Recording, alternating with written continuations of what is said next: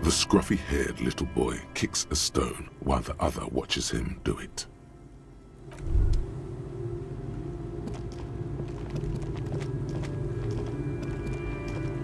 Our tenant, the policeman.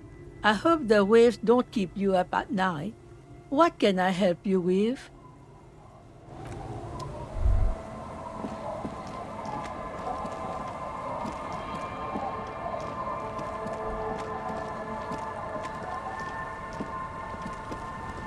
Aye, the sea's gonna calm down soon, I can feel it.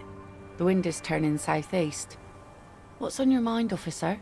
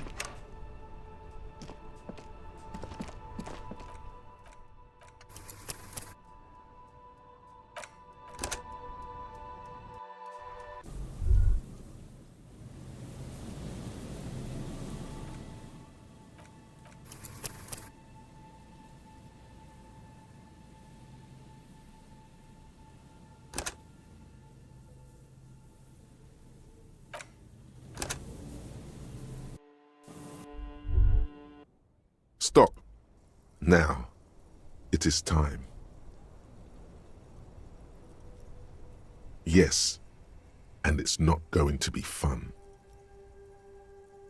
Be prepared. Make sure you have your pepper box in your hand. Your fingers reflexively reach for the Villiers 9mm pistol in your pocket. Then you'd better get ready. Whatever happens, I've got your back.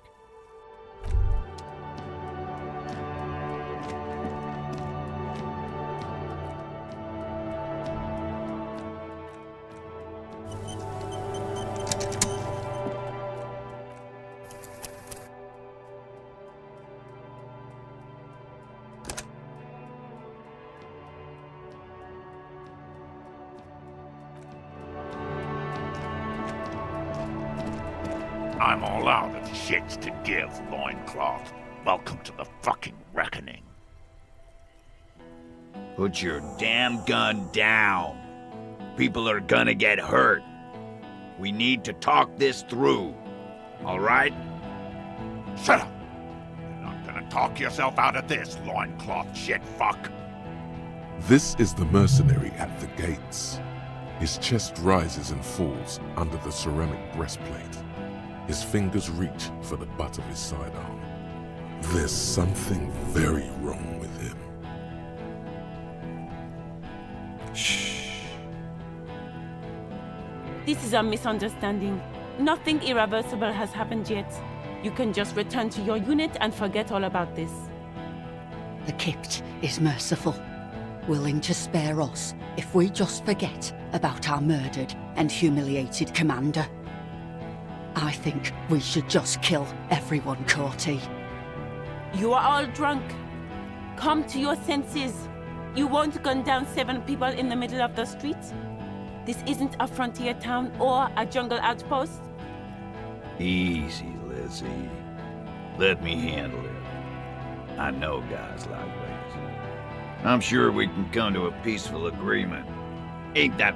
He is facing overwhelmingly superior firepower, and he knows it. Peaceful. Nest in your abdominal cavity like a little wild mouse. The masked man's words are barely intelligible, but you can hear them. Fuck, there's the third one. How did we miss something like this? This third one, he is the most dangerous of them all, heavily armed. The lieutenant is genuinely worried for his life. You should consult him before getting in there. The Mercenary Tribunal. My plan is not to get killed, but we have to intervene.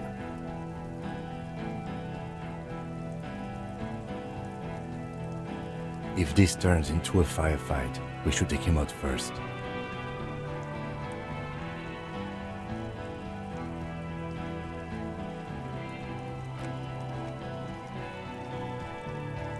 Get lost, comedian. You cops had your chance. Now it's fucking time for some justice. I think he's calmed down a bit. Pig fuck!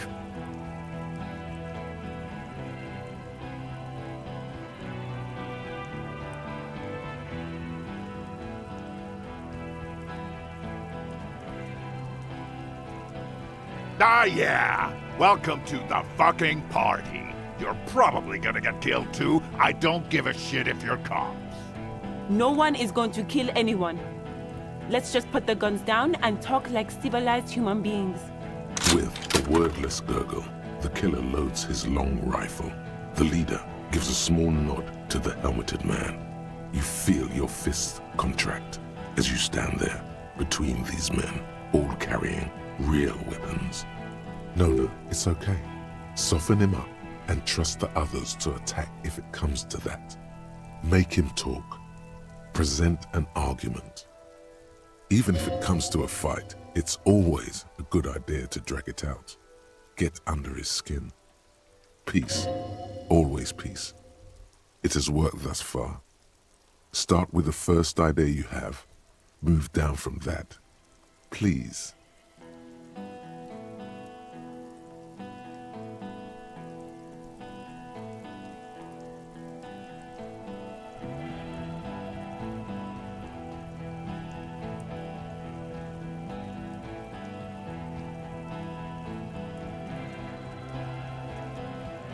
Who the fuck is that? Glacia, the woman upstairs, where is she? She left!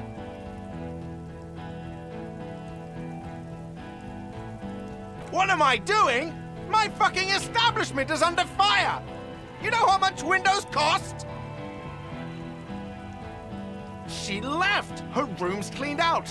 Right before these assholes showed up! We should have arrested her. You can feel how upset he is with himself. Just for a second. Then the fear takes over and he's back in the moment. Hey, Bushman! Your little cunt isn't gonna help you out of this one! For God's sake, tell him the Hardys didn't do it. Present a case.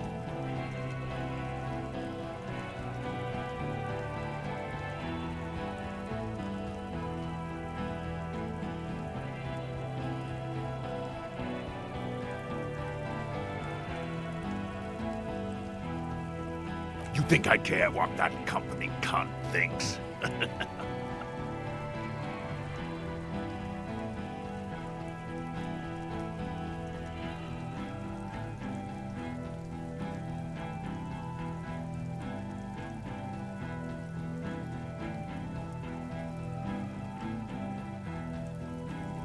The man stares at you with bloodshot eyes, a bull ready to charge. He's not listening, but looking for an opening. Now is not a good time to strike. He's looking right at your hands. Do something else. Get him distracted. She's fucking gone! She fucking sailed off. You're Stay cool! Don't do anything stupid! The company bitch is gone. Laylee's cunt is gone. Laylee's gone. Fuck are we still doing in this shithole? Guys, I just get in the way. I don't even have a gun. Hold your ground. Any more of you run, I'll shoot you myself. We're doing this together. They're huddled close in a formation. Still, the rest will stay, even if it means dying here with him.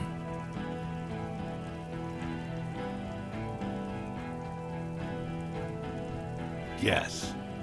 So what?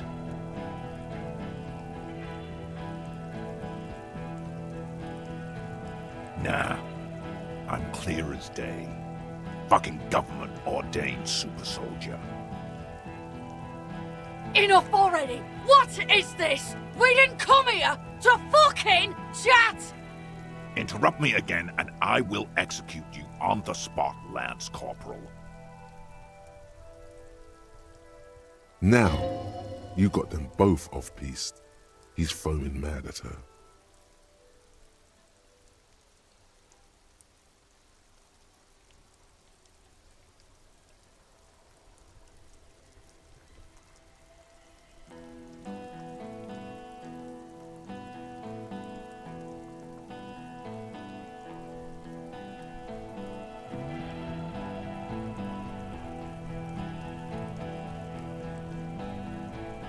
Yeah? Who did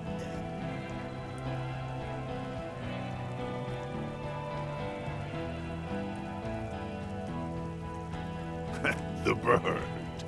You're fucking telling me a bird killed our colonel? His fingers are twitching. That's a draw reflex. He's about to draw.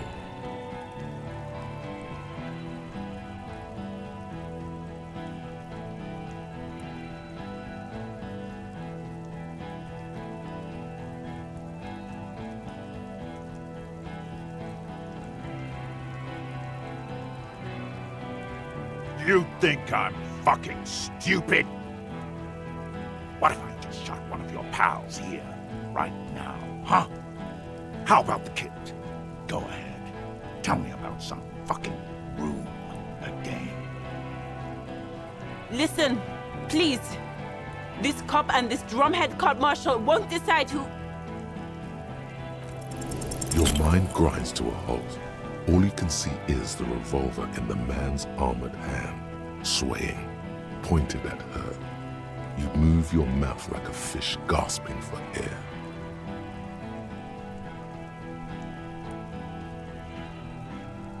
He pulls the trigger. A plume of smoke erupts from the muzzle. The shot rings in your ears, a low, tinny ring.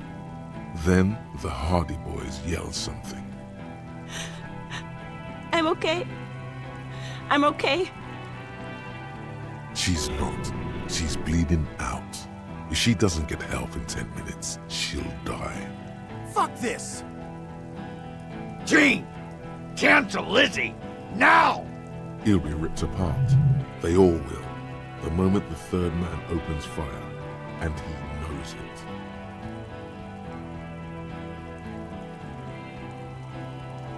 Rude. Rude is the killer. Rude, the killer, Owen Cloven. He doesn't talk much. All of you cunts inside out.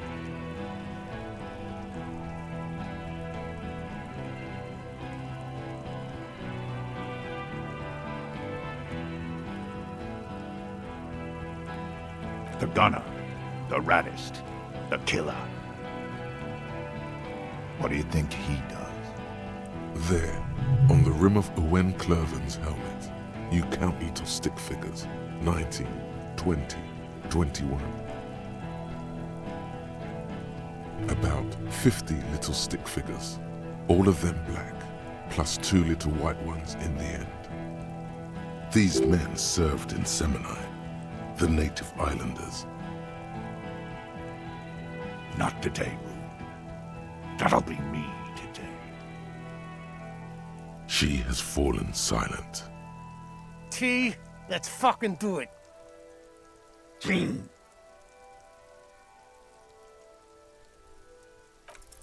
Dangerous. Ask about him first. You don't want personal facts about his dead friend coming out of your mouth. He has to start it.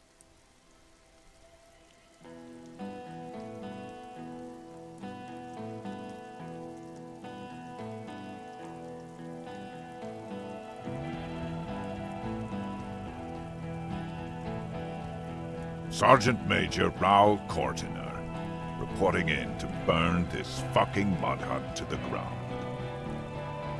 As he moves, the interlocking pieces of his armor click softly. Click, click, click. The realization comes to you like a picture puzzle coming together. His name is Raoul Cortiner. The dead man's name is Elise Cortiner. He's brothers with the deceased. No, probably foster brothers. Elise was put into a foster home, remember? For killing, maiming, and humiliating our commanding officer. You're all sentenced to death by lead. He sways from left to right, inspecting you. He wasn't my fucking brother. We just grew up on the same farm and got beat into place by the same sick fuck.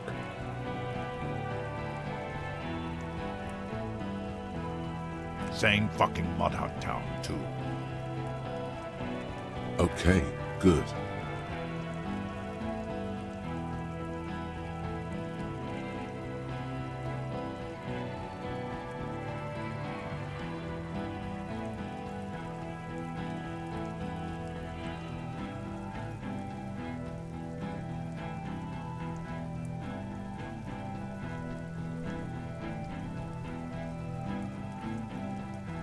Who? Laylee. We researched him. We contacted the ICP and looked at his birth records. That was in there. And other things. They fucking put Laylee in a leaf compactor, and now these cunts finished the job. There's real anguish in his voice. A drunken sadness suddenly engulfs him. Memories. It's a mindfuck, Corty. Open fire. We can't have that. Interfere now.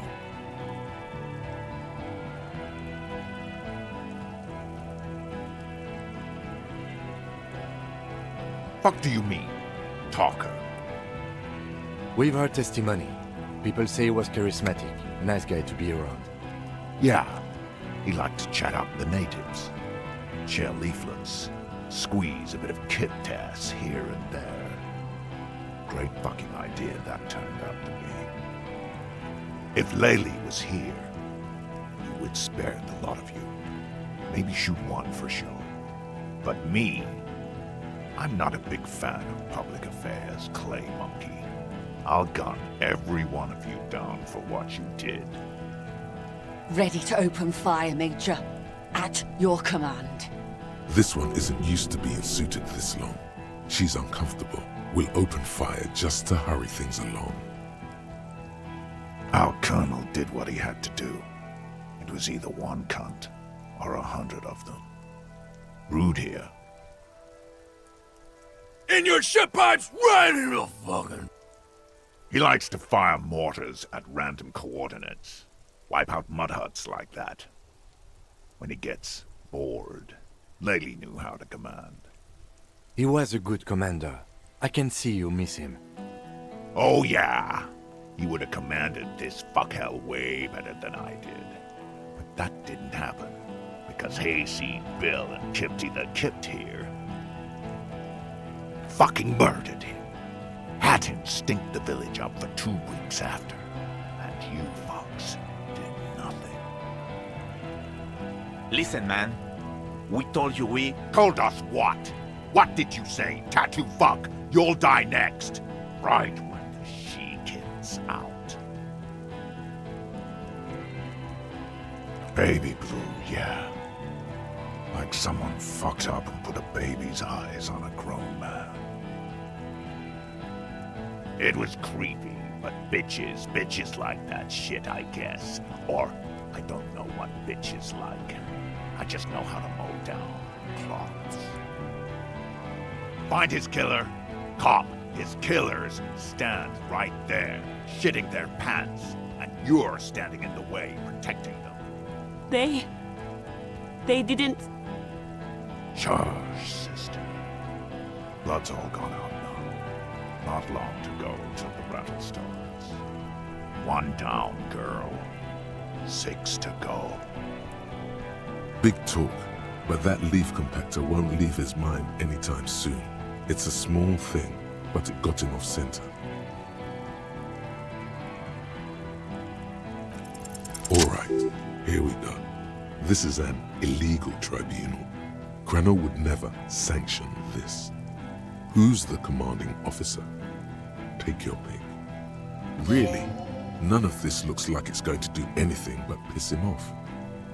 You only have time for one argument. Choose wisely.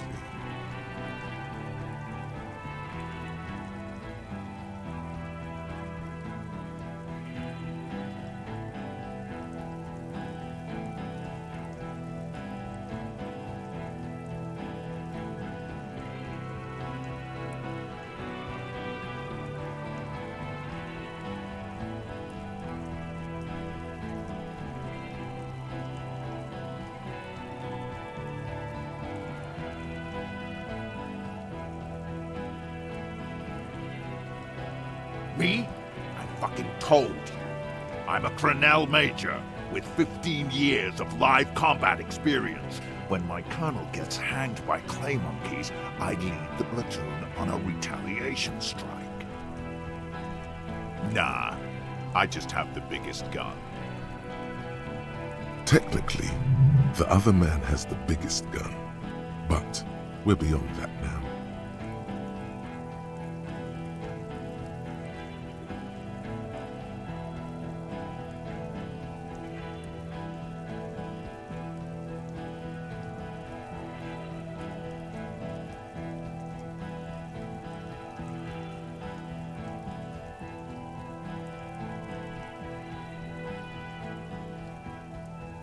You're right. But you see, I want it to end in bloodshed. Okay, it's not much, but he's thinking about something else, and his hand is off the gun. This did something.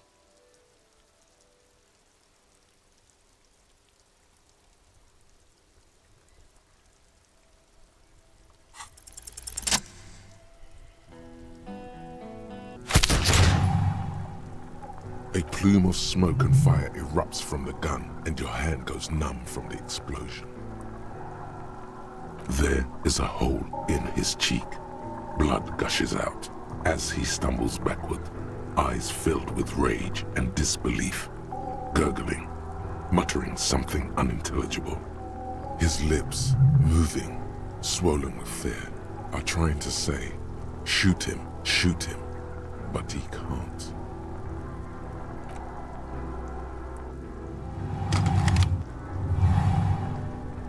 To your right, the killer raises his rifle and takes aim at you.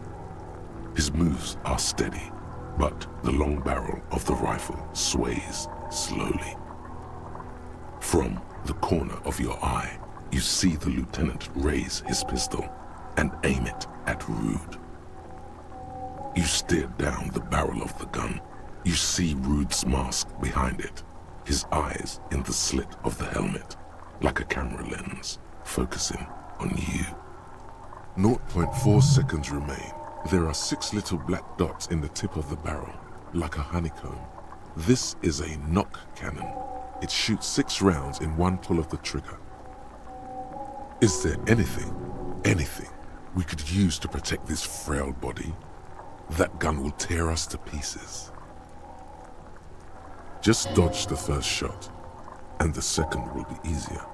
Drunks are quick to anger. The shot rings and you stumble. Something violently tugs at your shoulder, pushing you backwards with incredible force.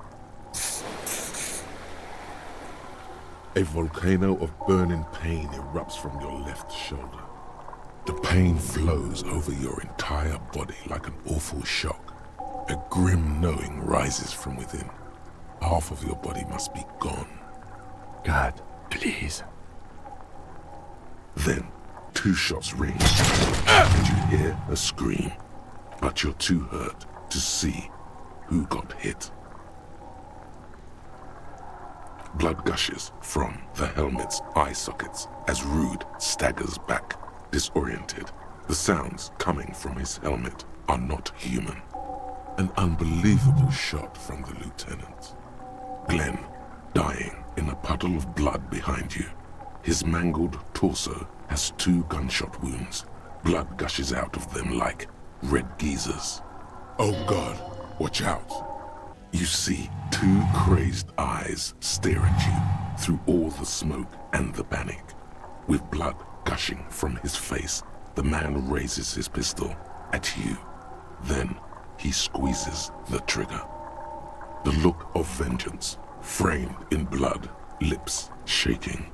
This is the last thing he'll do on Earth. But he will do it. He is your end. Here it comes. Death.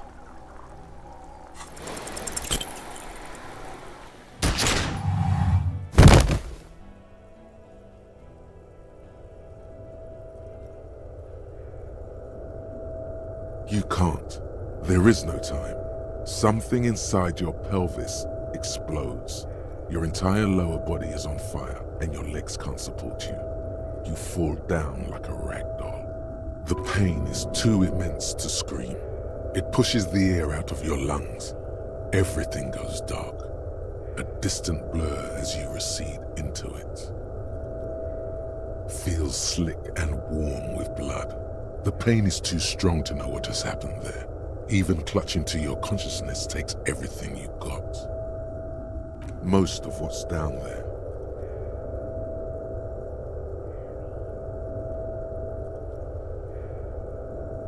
It's all gone. Open your eyes now. You have to see what's happening. No. It's just a fear. Even if... who cares? No one wants you anyway. The Hardy Boys are screaming, fighting, dying. Someone jumps over you. Nearby gunfire shatters glass. Stop! The cop! Protect the cop! He's down! Nothing. A persisting darkness. Dancing lights of pain. Distant shadows cast by them. Like a hellish play. You're bleeding out.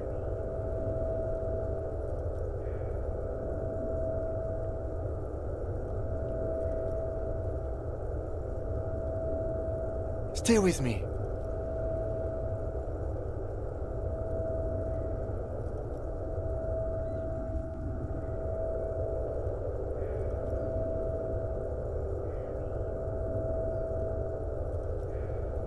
Yes, keep talking. You hear me? Stay awake. But you can't. It's so hard. Your eyelids grow heavy, and the sounds ever more distant. And the cold comes over you.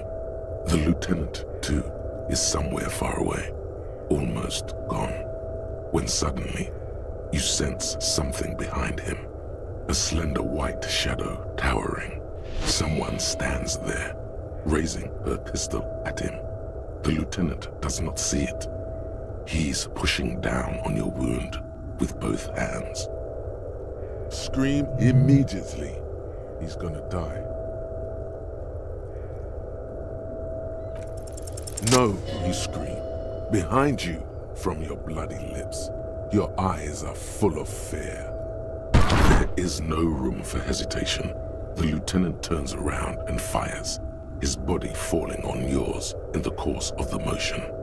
You hear a faint scream, a woman's. Then the sound disappears, like someone pressed stop on the tape. The woman is gone. So is Kim. Then the whole world. This is death. One more door, baby. One more door.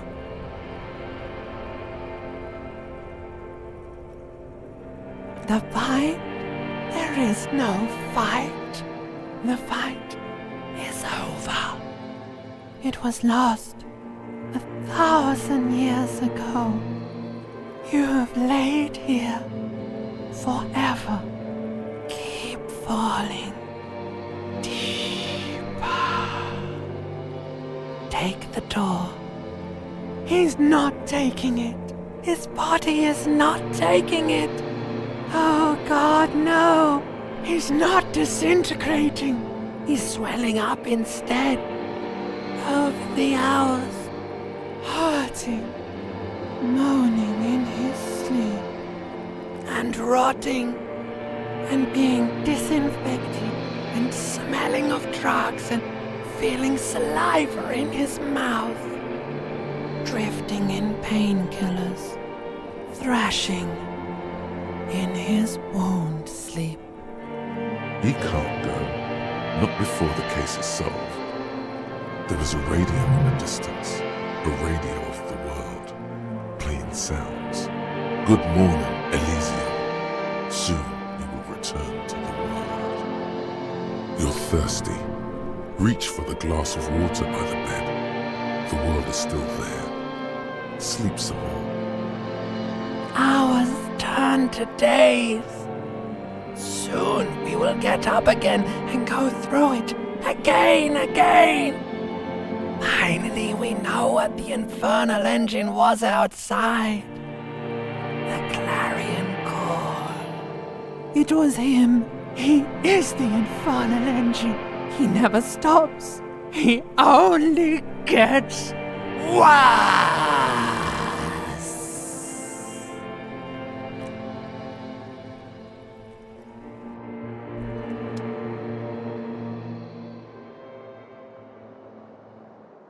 You see the lieutenant's familiar shape in the orange jacket.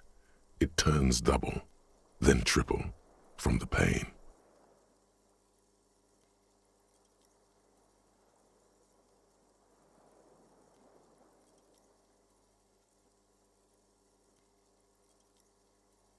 Sunrise, Parabellum.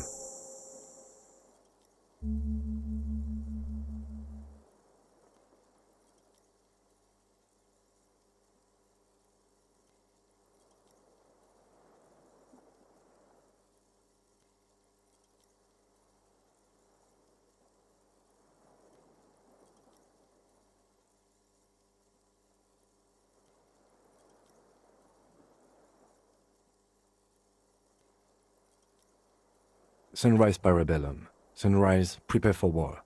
It's an old revolutionary saying. Isn't that written on your...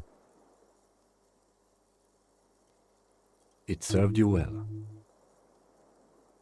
The gates of the harbor are boarded up. The streets are a little more empty. Apocalyptic violence is yet to erupt, I am relieved to say. I think we may have held it off, for now.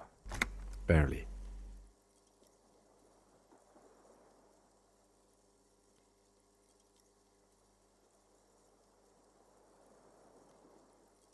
Yes, we have also completely failed, but that's okay.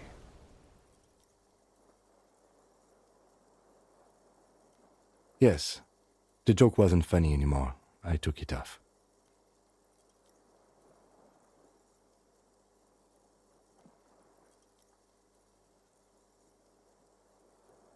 Mr. Gart cleaned it. It took him an entire day. 2 days, in and out. You've been up enough to take Dramamine and curse, and drink water. It's not ouch time yet. You just got the Dramamine pill an hour ago. Wait until it wears off. Dramamine? Then it's not that bad. Neither surgical nor organ damage bad, but still under the counter bad. Pretty bad, officer. You've suffered 2 wounds. The first is below your shoulder. The bullet passed through your shoulder blade, luckily missing your lung and heart. The second shot hit you in the thigh, the left quadriceps. No major arteries were nicked, but the bullet had to be removed. Bacterial infection was treated with mercurochrome. We will see.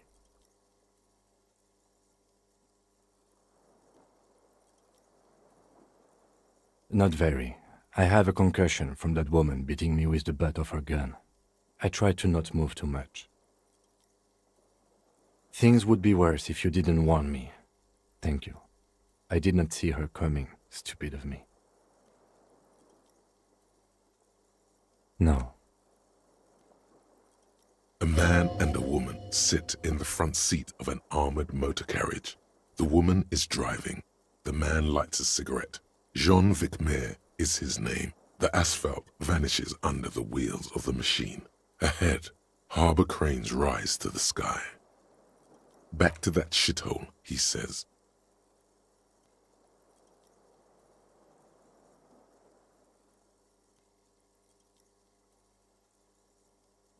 I called your station after the fight. The injury was logged in. They told me they've sent officers to join you on the site.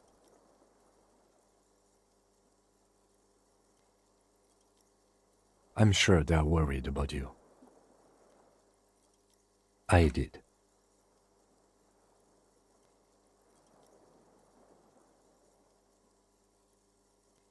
No need.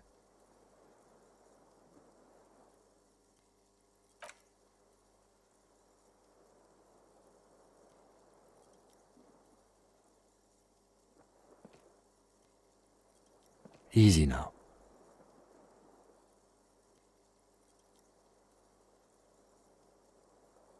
How are you?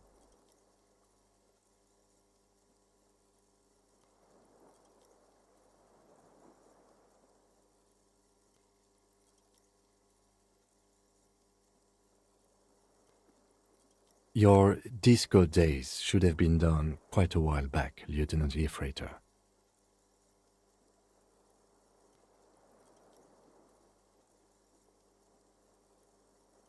What happened? You shot the Major in the face. A firefight ensued.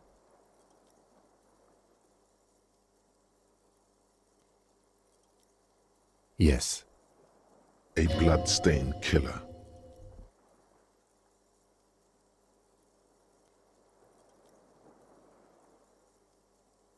You're an officer of the RCM. As retaliation, the rifleman shot you. He hit with his carabine. I was looking for a clear line of sight. When I found it...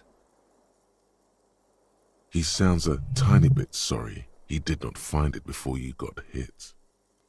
I shot and wounded him, while Glenn took a bullet in the spine. It was meant for me. He did not survive. This is not the first person to die in his place. He goes on. Titus, Fat Angus, and Theo charged. Angus and Theo did not make it. They both died before they made it to intensive care. Titus survives. So do Alain and the musician. I forget his name. Yes, he's still alive too. You were bleeding out by then. I think you said something about your wife, and you warned me. I was able to disarm one of them, the Pole, before she got a jump on me. Thank you. I killed her. And that's what happened.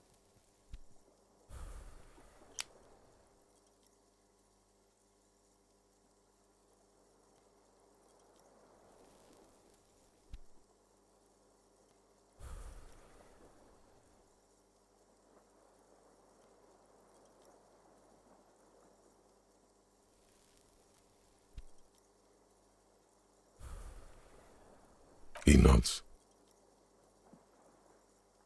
This is the one.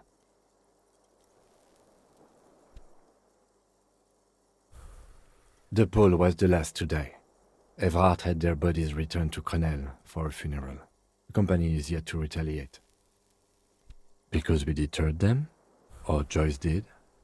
Maybe the harbor in full lockdown is too costly a target. Or maybe they are simply taking their time and will attack soon. I don't know. 4. Glenn, Theo, Angus, the fat one. He took a lot of bullets. And Elizabeth too. Elizabeth Beaufort was her name. The gardener. No, she bled out before Everard's surgeon could help her. Everard sent his personal doctor, but a costly loss for the Union. She was being trained for leadership.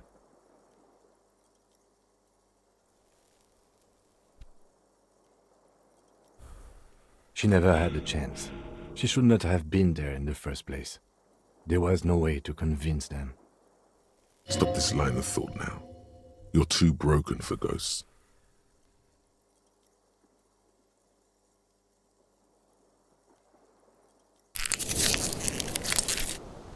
All.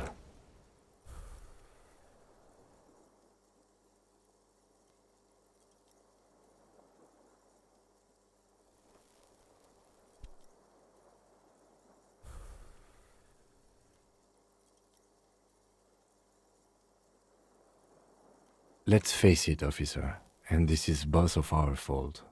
It could have gone a little better. 7 people are dead. +1. Ruby. But what's done is done. The violence is cordoned off. The Hornets did not get into the beehive. The worst scenario has not materialized. Yet. And we are still alive. Both of us. He did not expect you both to survive once you stepped between those two armies. His smoking, his hunched back. You have it worse, but he took a real beating. That cigarette has medicinal purposes. I honestly don't know.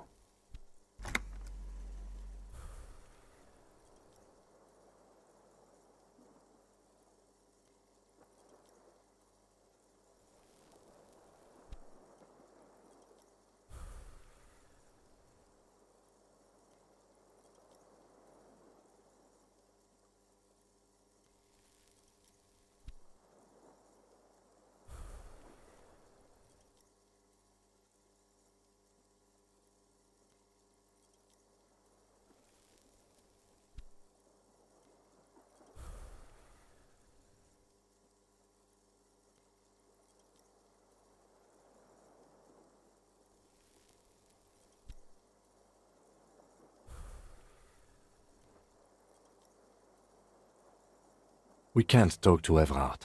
The harbor is in lockdown. Everyone in there is outside our grasp now. Joyce has left too, thanks to our meddling. I don't know what to think.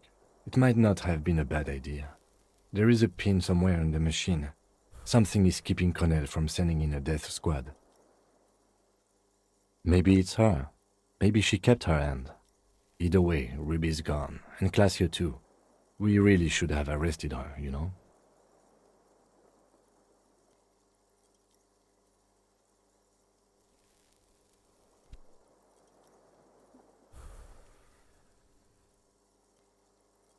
Guard confirmed she left 20 minutes prior to the tribunal showing up. I don't know. I think the dangerous theory you presented on Classio, or whatever her name is, was wrong. We have not found a motive or a weapon for her. Honestly, I think our investigation has not produced a single credible suspect.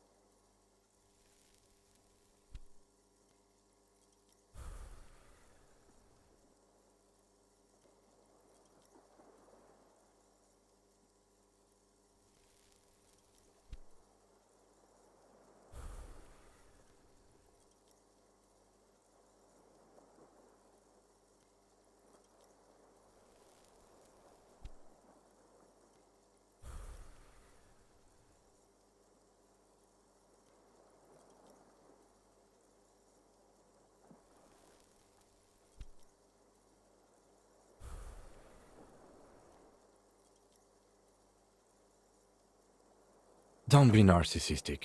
Half the cops in Revachol West are his peonies. Even if you are, it is not a decisive factor in this case. That does make some sense. What? Every piece of garbage in the city is not connected to the case. You don't have to keep everything. He's wrong. Okay.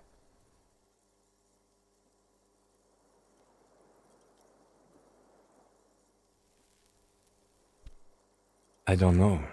That's been there for years.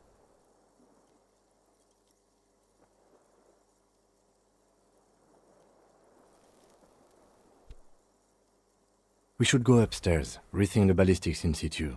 I agree with this. What else? It's extremely easy. There are thousands lying around from the war, all completely unusable.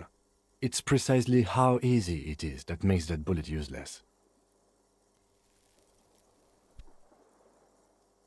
We could find thousands more if we wanted. All of Revachol is full of them. But they seemed so mysterious.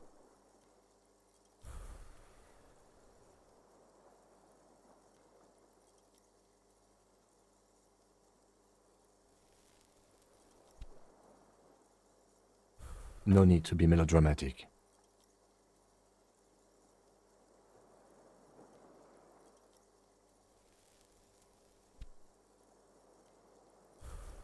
He does not know what to reply. Looks out of the window, then back at you. It's morning outside, you think.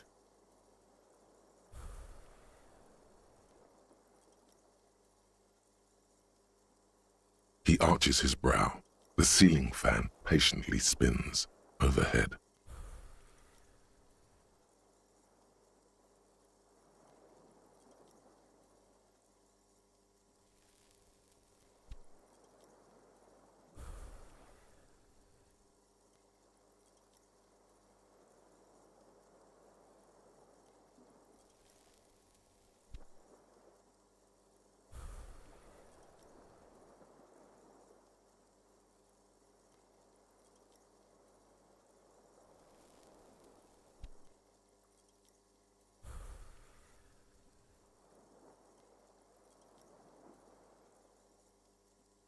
It really is very hard.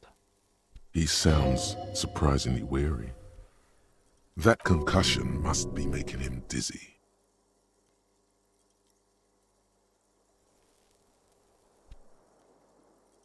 No.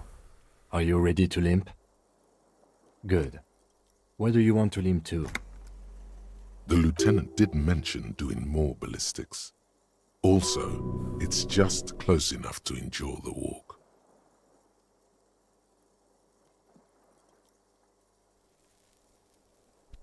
Why not?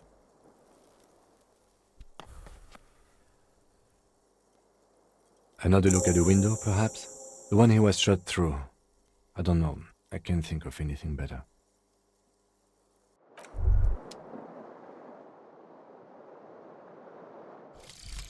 Some kind of superstar. They say the world isn't ready for a rock and roll cop. No one wants their state monopoly on violence to be mixed with celebrity worship. They claim to know it would be dangerous for detectives to rise to the ranks of demigods and have sexual encounters with barely legal cover girls. It would be insane, they say. To all this, you say, fuck off and die, in a cool voice.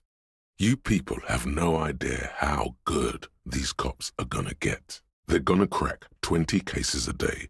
In the future, cops will be like astrophysicists, or prime ministers, or prophets. And you're the first one.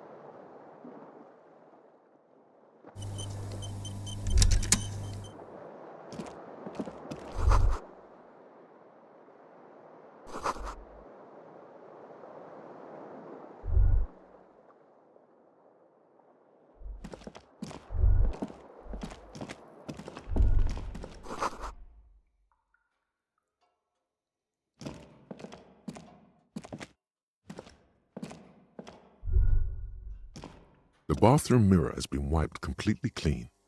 You see the reflection of your face in the mirror, such as it is.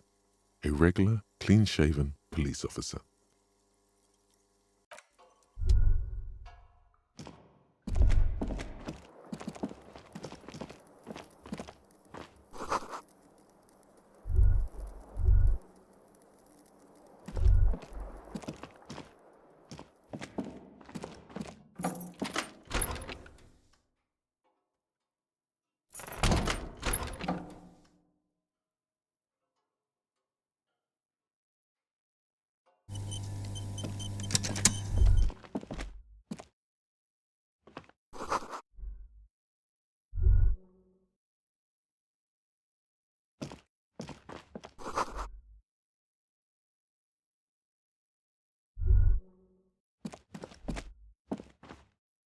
These papers bear the stamp of the RCM. They appear to be fragments of the lieutenant's paperwork, half finished. You make out notes on this and other recent cases. I had Garth open the door to your room. You were running a low bacterial fever the first night.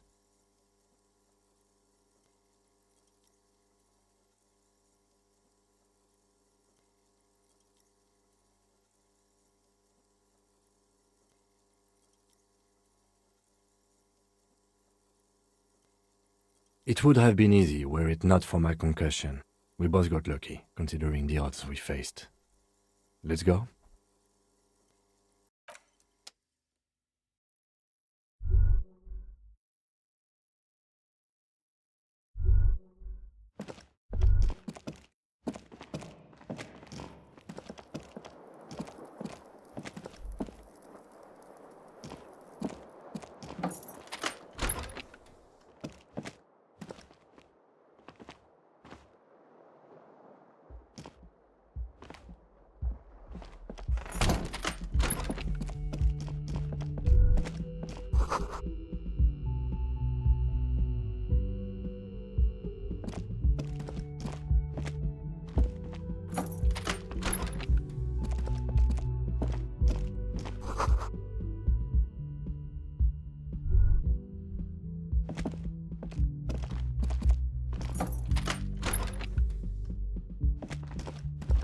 The medicine cabinet is empty. Not even a toothbrush. Pity. She certainly had her priorities straight when she was packing.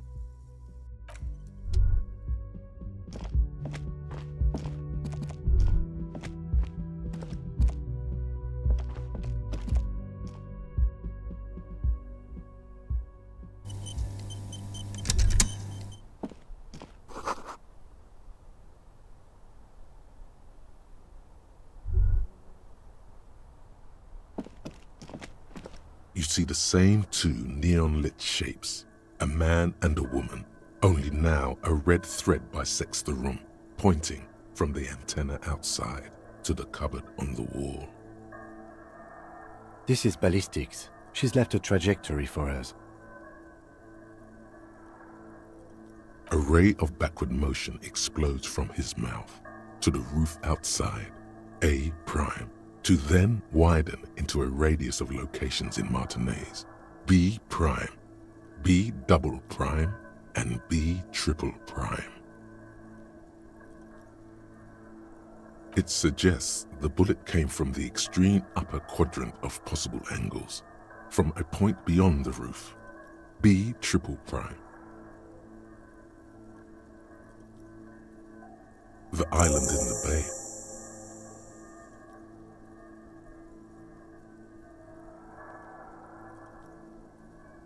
Unless she thinks the perpetrator was standing on the ring antenna. That is where the thread seems to point.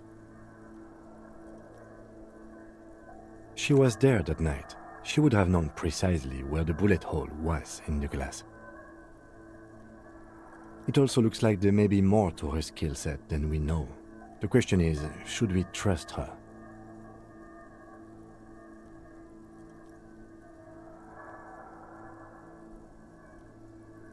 Indeed, neither do I.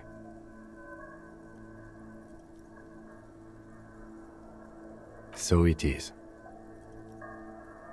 For a second he seems tired.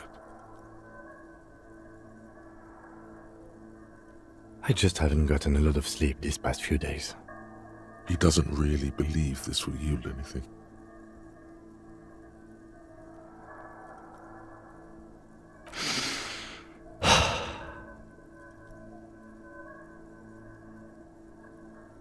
He is trying to justify it to himself.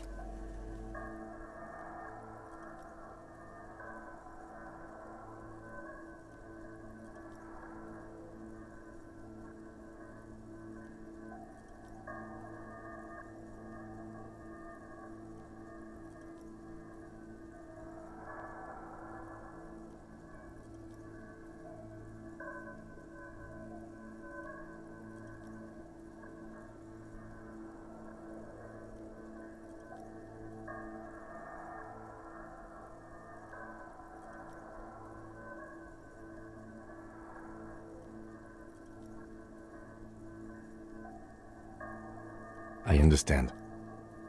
He will. He has it in him. Of course. I mean, how do we get there? Joyce Messier had a sloop, but she's gone.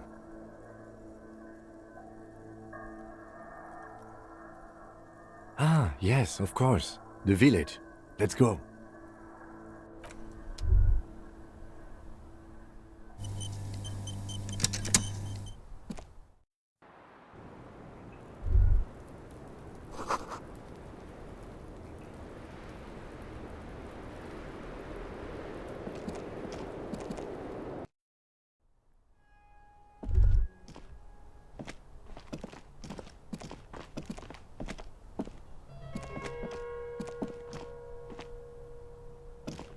You clearly see footprints in the downy carpet of dust covering the workshop floor. Jackpot.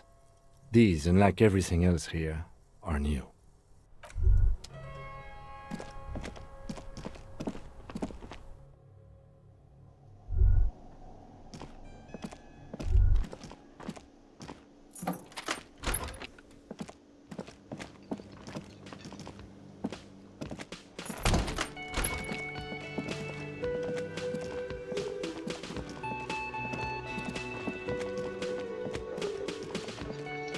Oh, you're up.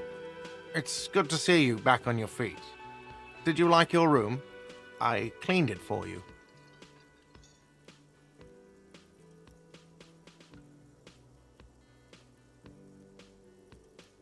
You're welcome. I thought it would be nice for you to wake up in a clean place after you, let's be fair, defended this establishment and its clientele from gunfire. I give credit where credit is due, and that, sir, was a nice shot. I was watching until you hit him. Crawled inside then. Bullets started flying. Anyway. He really wants you to realize that he was also on the balcony looking by, in the danger zone, so to say. I wish you a quick recovery. Also, you and your partner are staying here free now. This establishment supports cops. The stay is free, the drinks are not. It just felt I needed to specify that. Oh, you know, people don't tend to stick around after shootouts. Turns out they're not good for business.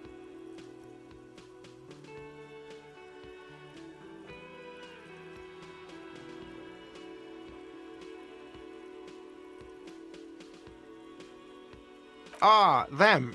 Nice people, but no. Lena said they were going back to Jamrock. I saw them pass by outside.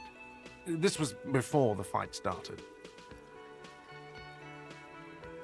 I'm glad she got out of here before all that.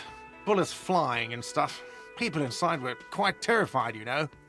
I had to take action and step outside too. Yes, you know, and I went outside and took care of it. Everybody calmed down. Felt like the right thing to do. He's almost completely forgotten what this began with.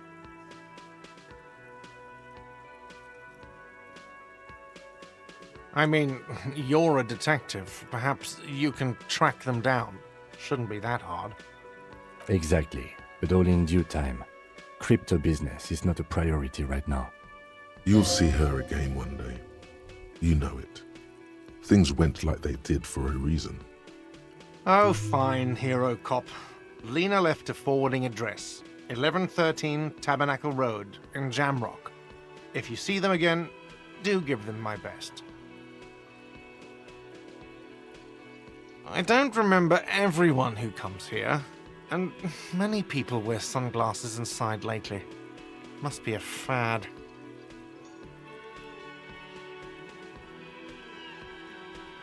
Yeah, I was, yeah. That's because I'm a badass. It really took courage. Don't pick at him.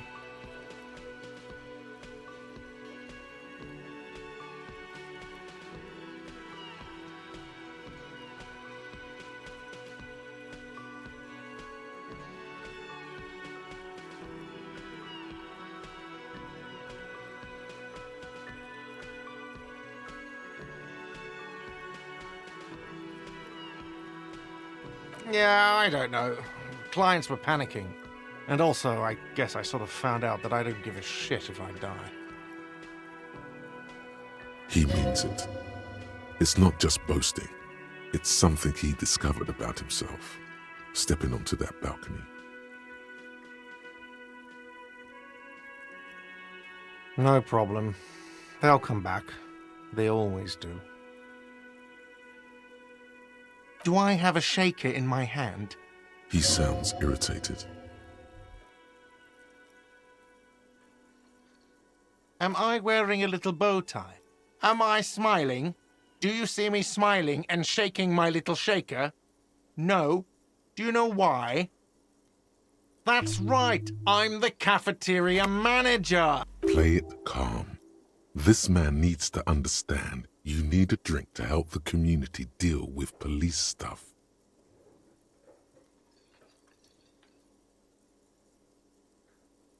Like what?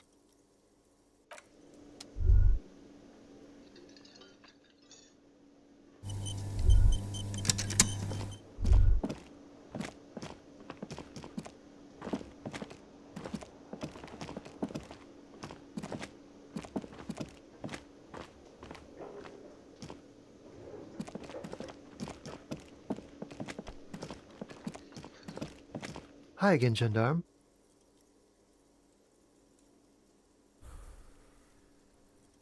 Bye-bye, gendarme. Hi again, gendarme. Could he be a member of the homosexual underground? This sexual thing seems interesting. Ask around. Become involved. Just pointing it out. We're not talking about some kind of cult with members here. You made it up. The homosexual underground? Why, yes, I am, officer. Why? Do you want to investigate?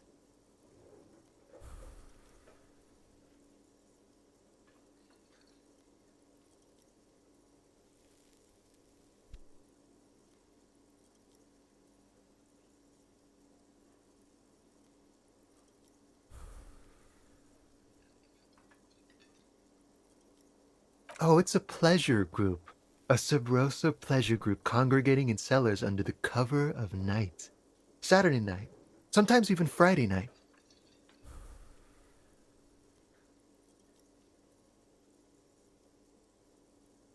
Or Thursday night. Sometimes the congregating doesn't even end. It carries on into our daily life.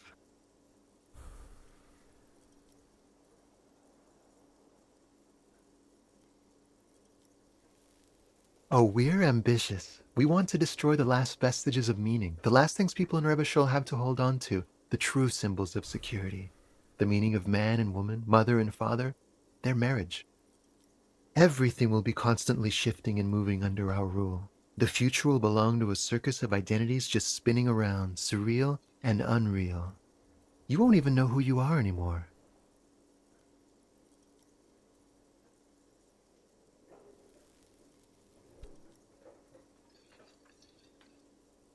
Yes, we listen to a lot of disco. Some say we engineered disco to spread our vision of a vertiginous, ever-changing society, where all there is a razzle-dazzle of gold. We are going to change the family unit with all this razzmatazz and finger dancing. And with mysteries. Of course, the mysteries are also of sexual nature, very esoteric.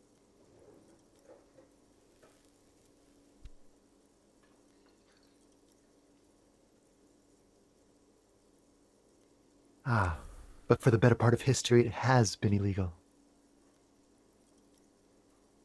No.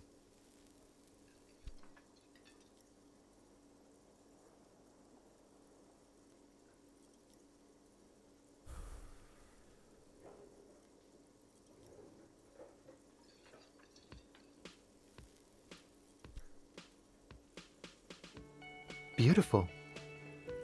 Beautiful. That's exactly what we're looking for. Who knows, maybe you were homosexual in the past. Maybe all of that has been repressed. I have to say that you do look like someone who might be part of the underground. You have that very distinctive, I can't understand what's going on here look.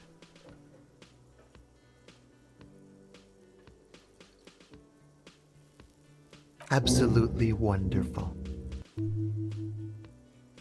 Bye-bye, gendarme.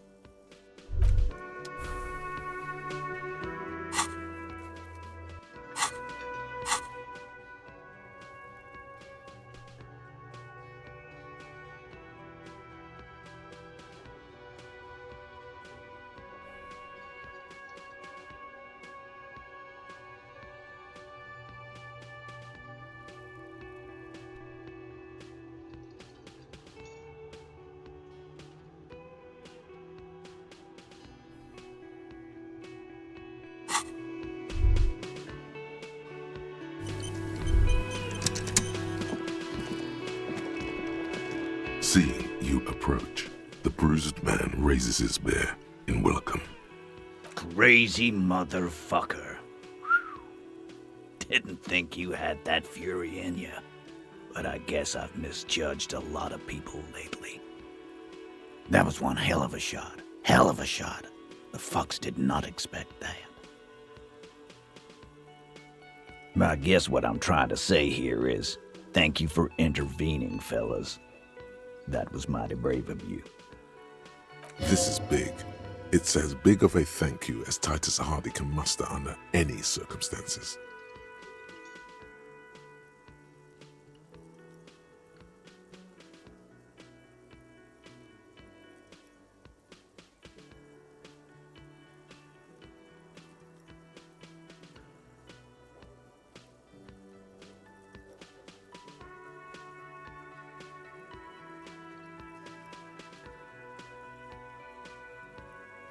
Now, how can I help you?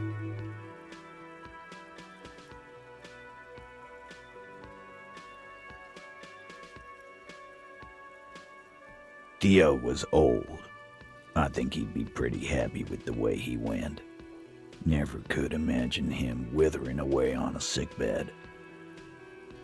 But Lizzie and Angus, they were just stupid kids. Didn't realize the shit they got into before it was too late. I feel responsible for both. For all of them, really. Here it comes. The last one is the worst one.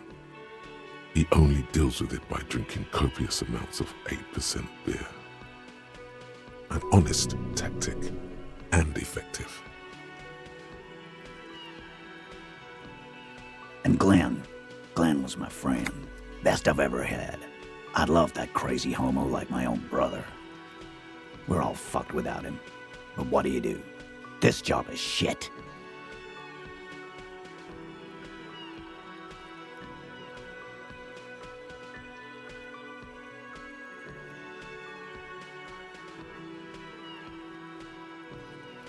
Dennis, you saw him run.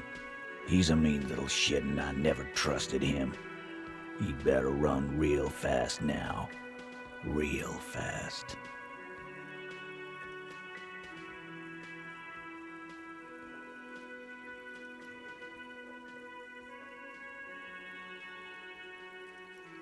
Well, yeah. Memento mori, right? It means you might die tomorrow, so live every day like it's your last. Ain't that right, fellas? Absolutely. Today, I'm going to get drunk, eat good food, and bed a good-looking girl. 'Cause tomorrow, a motor carriage might run me over. Or you might die of a heart failure or syphilis. Hey, fuck you for ruining a beautiful idea.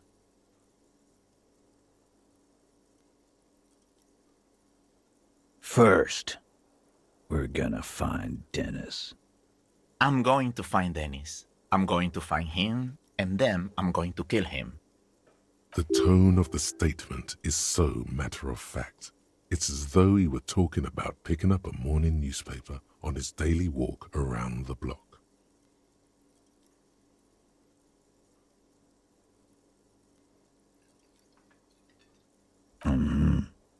We're hunting that rat down.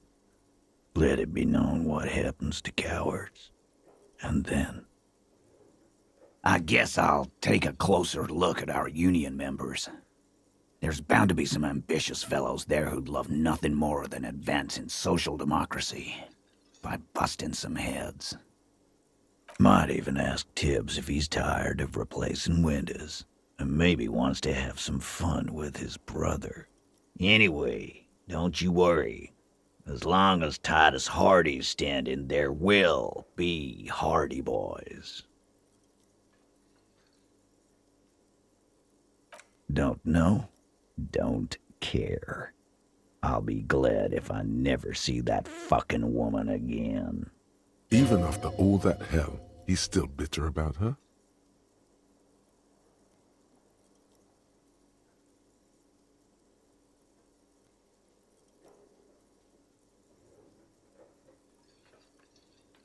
Nope. He did.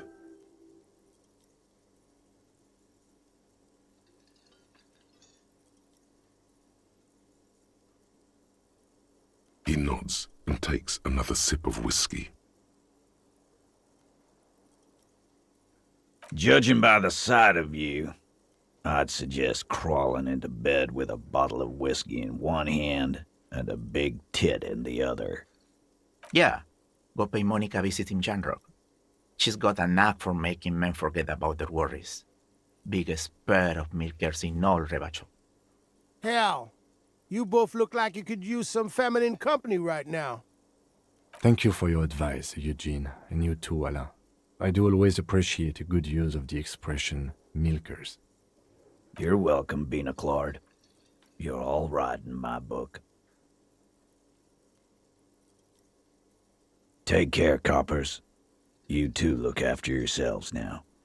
Death passed on you today, but men don't get that lucky twice. Copo Loco. And normal cop, I guess. Good luck in Shamrock. Scars make the best tattoos, they say. Thanks for getting involved, guys. Not a lot of cops would step into that line of fire, but you did. And if you ever feel like the uniform is holding you back, I've got a few vacancies. You'd make one hardy boy, copper. And Titus Hardy himself would make a good officer. That man was born to lead. I will, Capo. That's a promise. Now scoot, 'cause the Hardy Boys got some mourning and drinking to do. Take it easy on the drink. The danger has not passed. This town needs you on your feet. Good point, Bino Claude. We'll keep the vol under 12% tonight.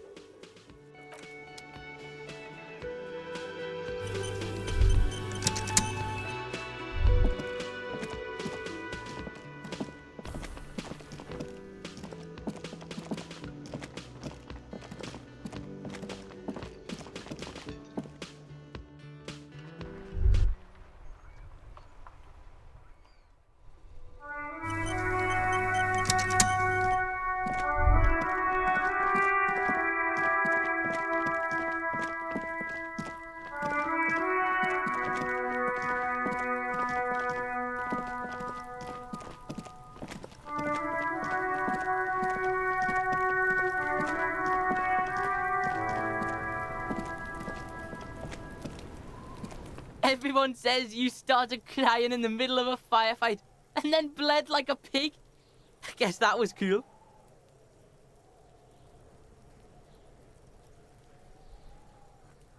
Cool. That's very cool to Kuno. Just don't think because you got half your dick shot off and you're an invalid now, Kuno's gonna treat you different. Kuno doesn't reward weakness. It's business as usual with Kuno. Kuno's cold like that. Feels good for some reason.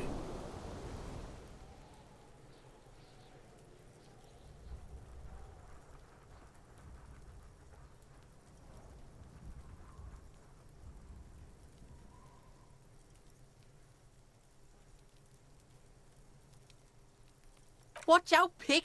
It's a dangerous world out there. But Kuno's got his eyes on you. Who knows?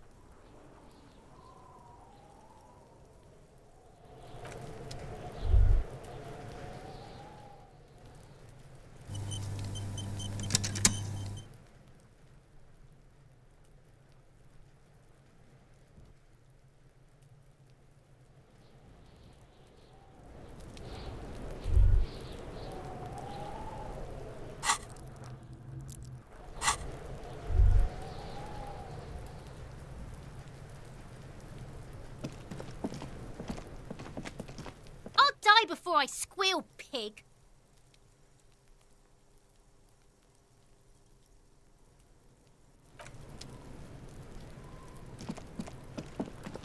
The trash container stands in the spring snow. The smell of rotten food rises to greet you.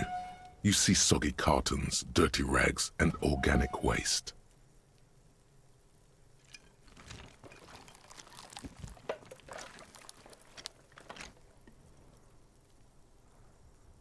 The container sounds a muffled gong.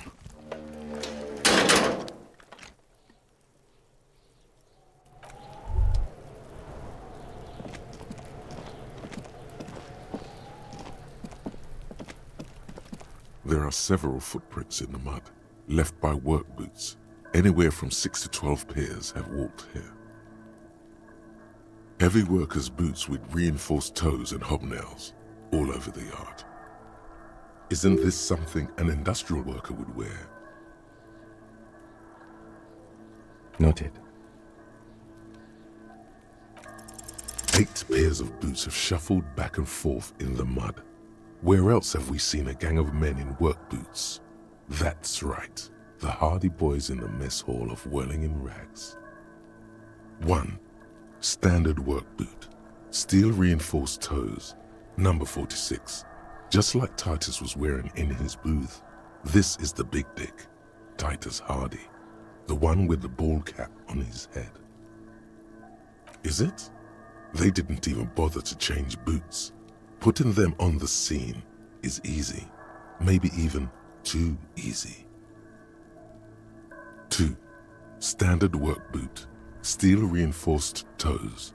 Number 44. Either the blonde muscular guy, Glenn, or the young guy with a plectrum around his neck. 3. Hobnailed work boot. Steel reinforced toes. Number 43. The inked banger, perhaps. 4. Standard work boot. Number 45 or 46. Theo, the old smoker. You think you even see a tiny fleck of cigarette ash inside the print. 5. Another standard work boot. Reinforced toes. Number 44. Same as before. Either the musician, Eugene, or the muscle-bound blonde, Glenn. 6. Light as air. Same make of boot, but number 41. Small like a rat, shanky. 7. The glowing outline of a standard work boot, number 46.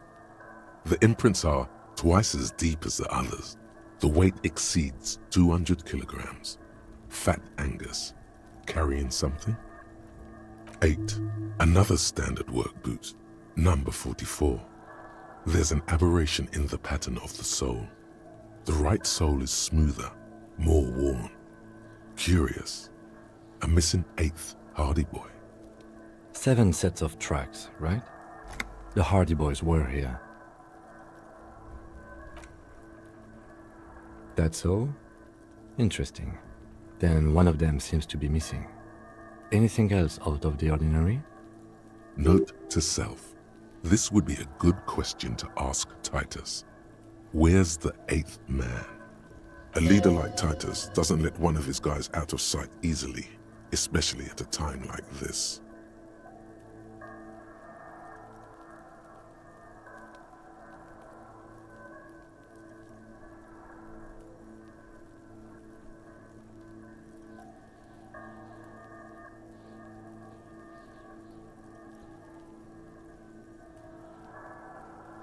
I'm guessing that's the skinny Hardy Boy. The one with his front teeth missing. I could still be wrong, but I'm probably not. 200. This could be the combined weight of 2 people, one carrying the other who's tied up. Let's say a heavily built worker carrying a similarly built armored man. Maybe it was a fat Hardy Boy, the one sitting in the middle. He might be right. 200 kilograms of living weight is unlikely.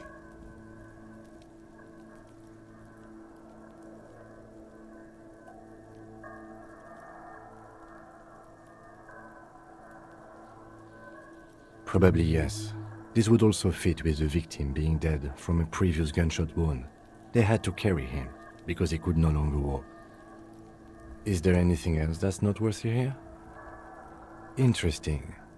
Let's name it the Old Soul. I wouldn't be surprised if this was the missing Hardy Boy. Wonder who he is. Oh, this one's easy. Way too easy. It's a driver.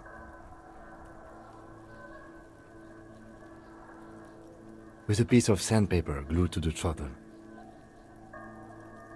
Which means that the missing lady driver was also present at the lynching? That's it. She's the Old Soul. She is. And now we have concrete evidence binding everything together. We should ask Titus about this. I don't know. They're about the same size. Not the same boots, no, but they could be the same person.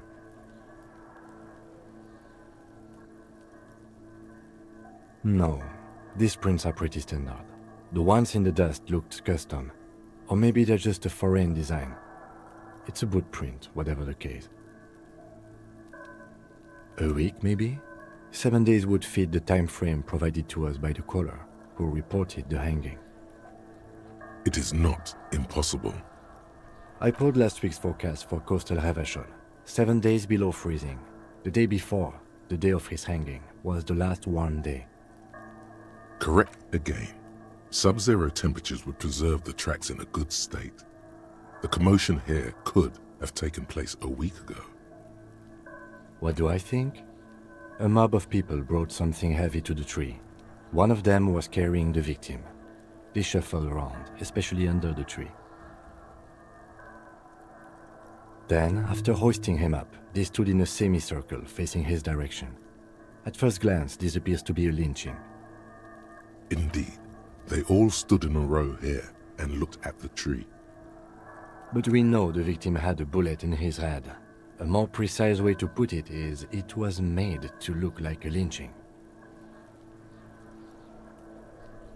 Exactly. They had to perform it to whoever was looking, the whole neighborhood, I suppose. And us too.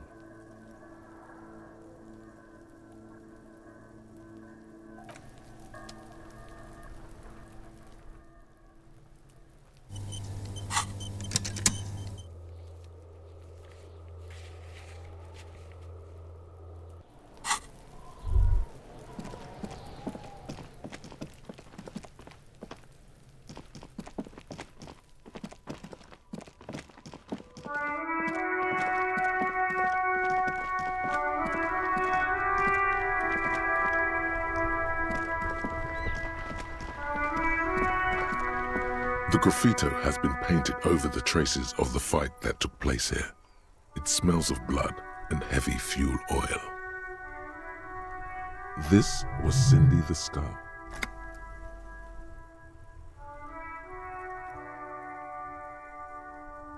lieutenant crouches, touching the fuel oil with his finger. Looks like it, yes. This is still fresh. It wasn't here yesterday.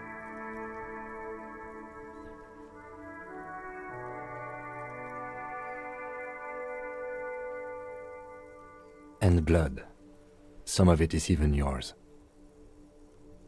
Heavy fuel oil. Isn't that flammable?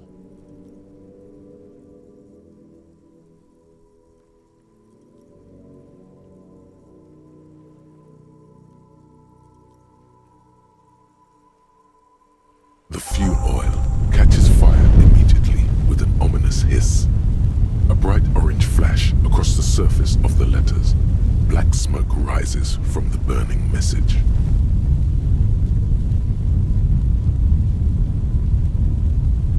The lieutenant has taken a small step back. He looks at your face illuminated by the flames and nods silently. Then the fire falters. The flames warmed him too. Not at all in a bad way.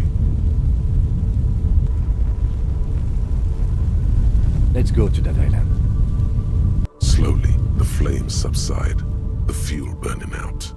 The air still smells of mazout and springtime.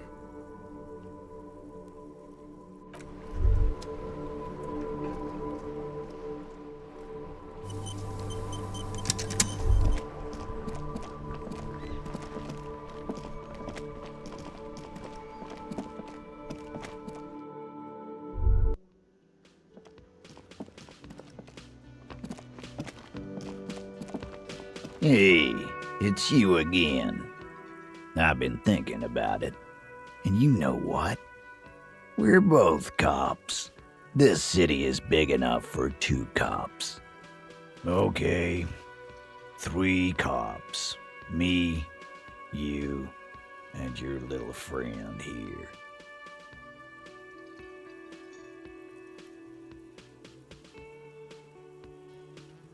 He gives you a quick 2-finger salute.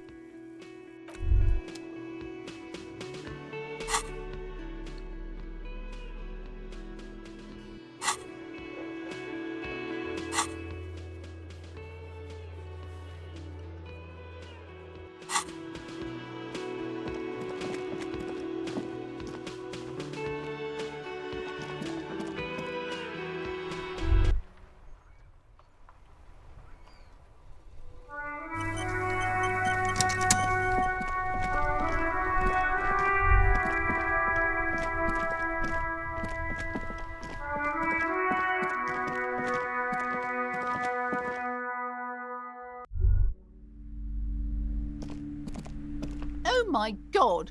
Things have gotten out of hand! I thought the psychic stuff was bad, but the crime! It's even worse! I haven't been able to come to work for 3 days. The shop has been locked. No sales, gangbangers running around, shooting everyone. I know I shouldn't have bought a shop in this ghetto.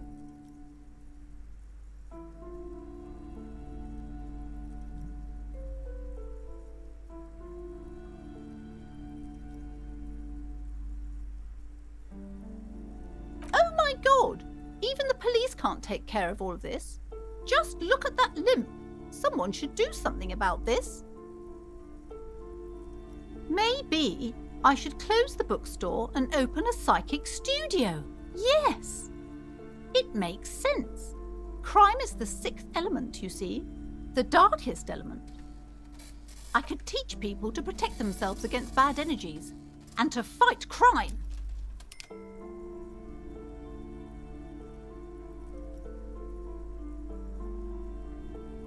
No, you're right, officer. You've convinced me. It is a great idea. Thank you for the inspiration. In the meantime, do buy the books. As many as you can. They won't be here for much longer. Is there anything else I can help you with?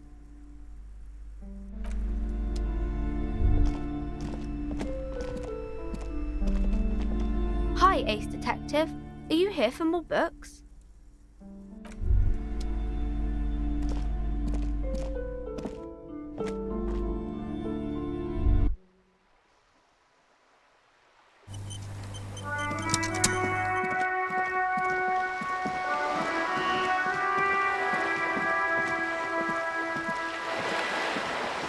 This coin-operated viewer is facing south.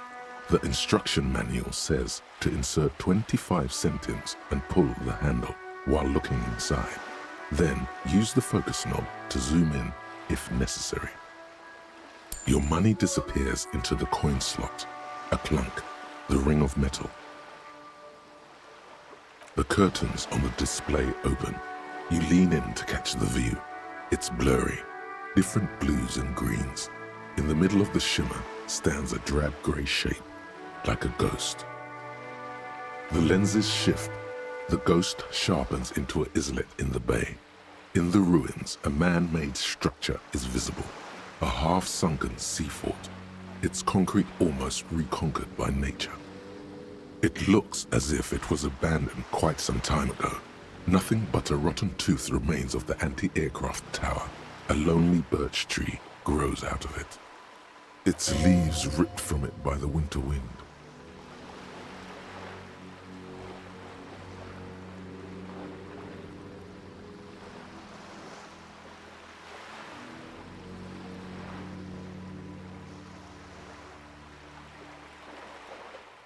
Can you tell? From this distance? I don't think it's possible. It's not. The details are blurry. There's water vapor in the way and waves cut into the islet.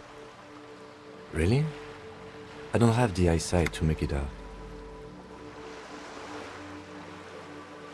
The little brave birch tree seems to wave back in the wind.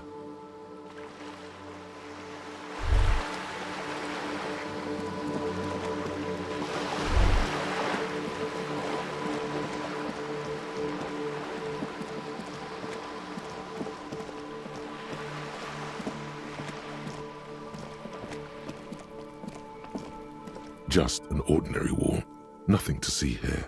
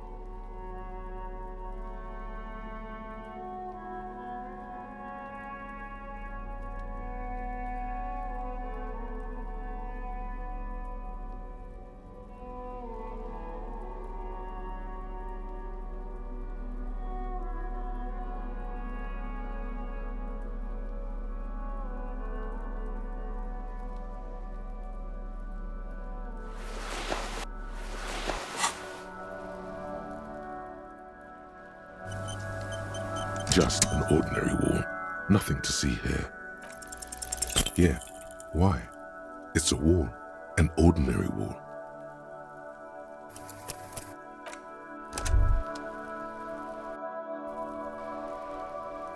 Just an ordinary wall. Nothing. Yeah, why?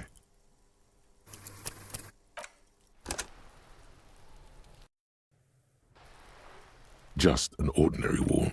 Nothing. Yeah, why? It's a wall. An ordinary wall.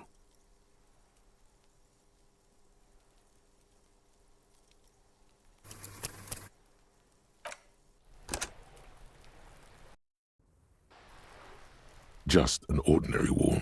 No, yeah. Why?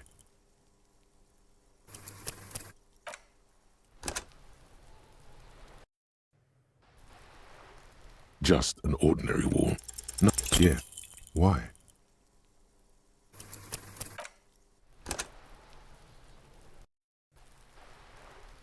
Just an ordinary wall. Yeah. Why?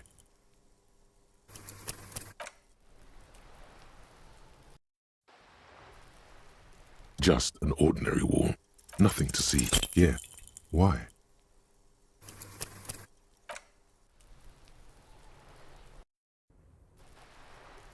Just an ordinary wall. Yeah. Why?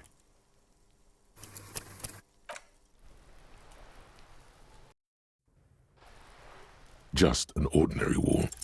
Yeah. Why?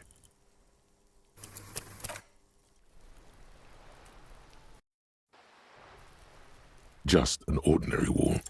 Yeah. Why?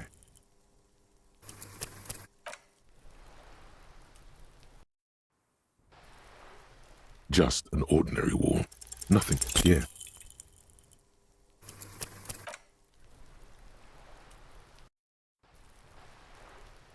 Just an ordinary wall. Nothing. Yeah. Why?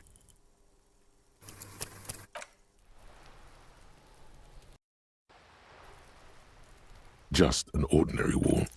Because you see it, finally. This wall is sublime. Look at it. The shadows, the colors.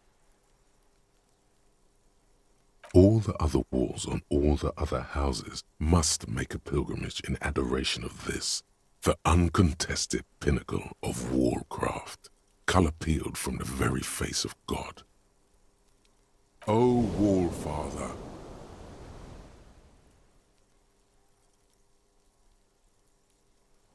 Huh? He sounds tired of it all. You already have the heavy fuel oil to use as paint. It's red. And Cindy the Skull has a paintbrush. This is on. Mm-hmm. Sure.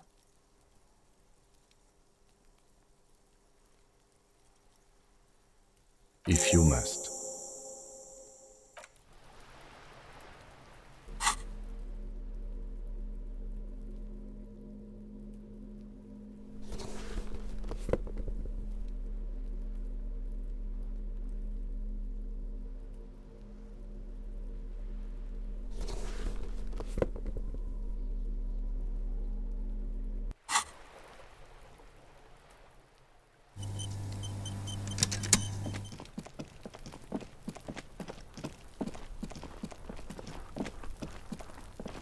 The spread pattern of these bullet holes makes your chest ache. Your breath grows heavier. You peer into the faded marks in the stone. They peer back like an endless row of tiny black holes. Sweat starts trickling down your brow. Your chest feels tight looking at them.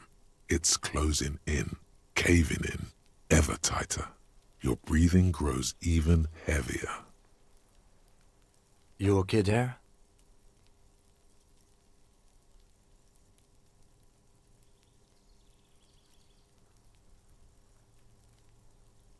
Might be the after effects of your past escapades. What are you looking at? Remnants from the revolution. These are over half a century old.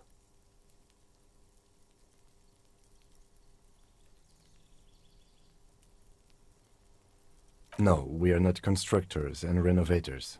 And these bullet holes do not warrant an investigation.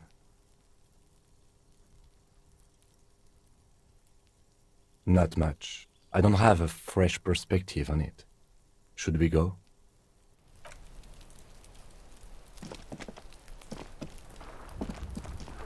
The door has braved the elements for decades. The copper nails holding the upholstery in place have turned green from sea air, and so is the knocker, shaped like a lion's head. The royal lion, Guillaume's kitten. This knocker will last a lifetime and then some. Someone is moving around in the apartment. You hear the water being turned off and the sound of dishes clinking together. No answer. That already defeats the point, doesn't it? Let's get out of here. As you turn to leave, you hear footsteps on the other side. Yes, someone's definitely home. We should leave and go talk with Evrard. Tell him what happened, that we couldn't open the door. Maybe there's a workaround.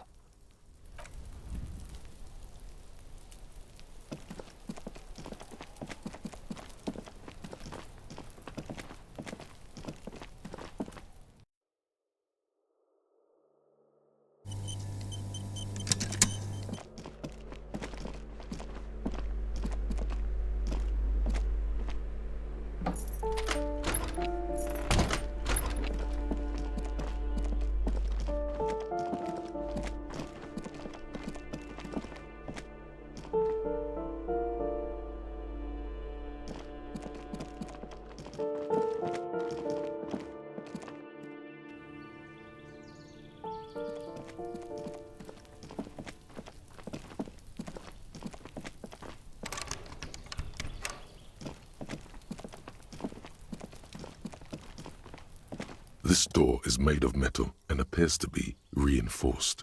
Someone here really values their security. No one answers. Let's go. There's nothing to do here for us anymore.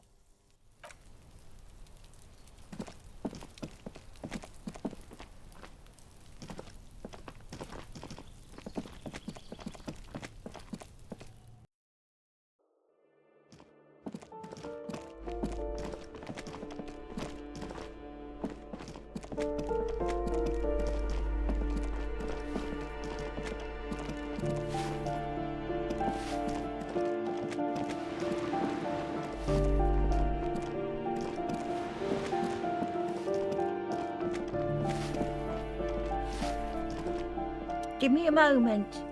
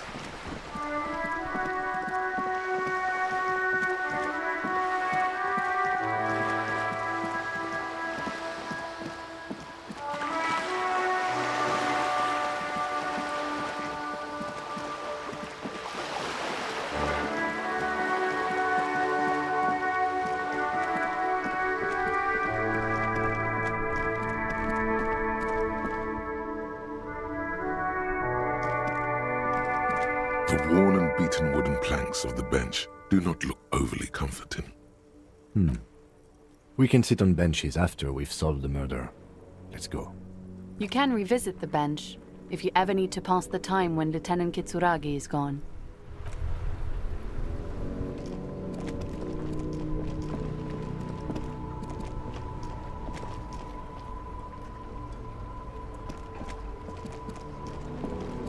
Inside, you see a set of steering levers, a radio microphone, a pull-out toolbox, and the soft glow of the fuel preheater gauge.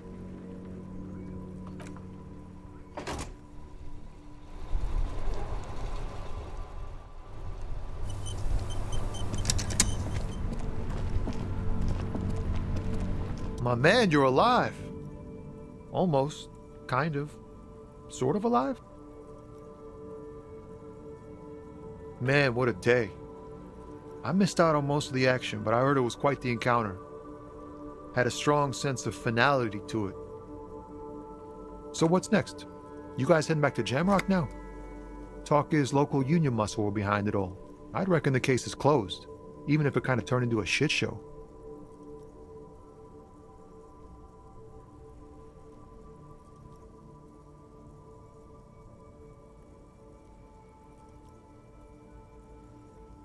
Good luck with that, my man. Ain't easy being you, but hey, you're still breathing, right? Okay. Is it wise to share information about the case like this, sire?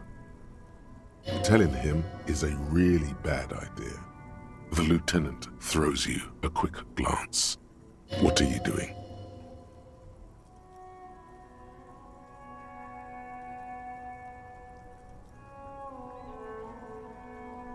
Woof. Good on her. And good on you, too. Better focus your efforts on the bad guys. Mercs and such. Plenty of baddies to go around. And she didn't do it, believe me. If it's something bad, then she didn't do it. Didn't know her for long, but I know people. He's relieved. All right. That's enough sharing details about the investigation for one day.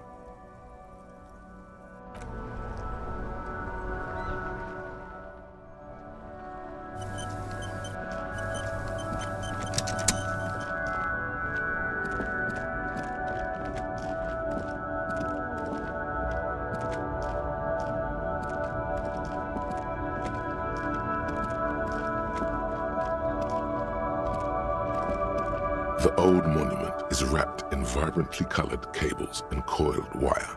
Where the horse's head should be, only twisted pieces of rebar remain.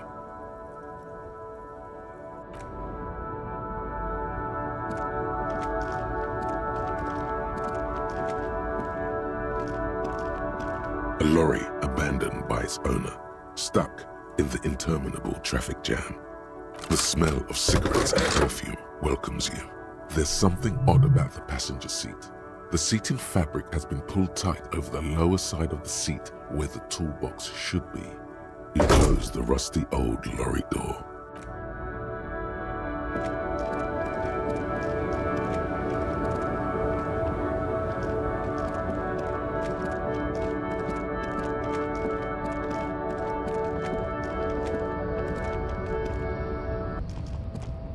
A lorry stuck in the traffic jam. This big, heavy Grad-made machine is well kept for such an old machine.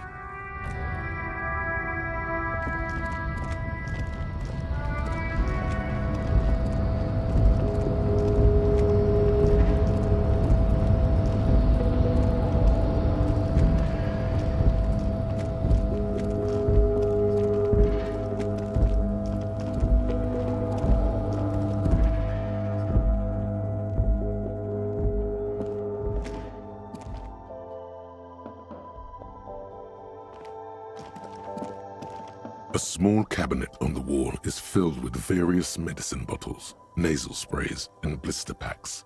They all bear the Saint Baptiste Pharmaceutics logo. Okay, here. I hope Saint Baptiste makes you feel better or something. Is this about the questions again? Because I don't really know anything. Wow. I didn't know you worked for the Union, sir. Anything else I can do for you? No, you don't work for the Union. The Union works for you by supplying you with cash. That was easy, worryingly so. Blow the whole thing on speed and gin right now. Speed and gin. Great combo. Ask some local dealers, maybe.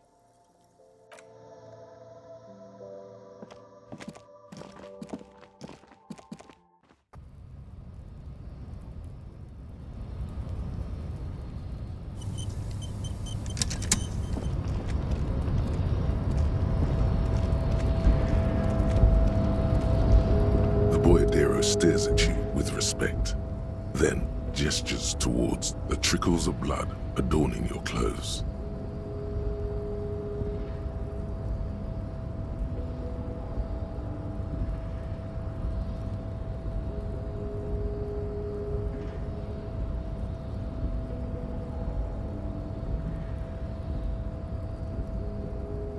Any political movement goes through a period of strife.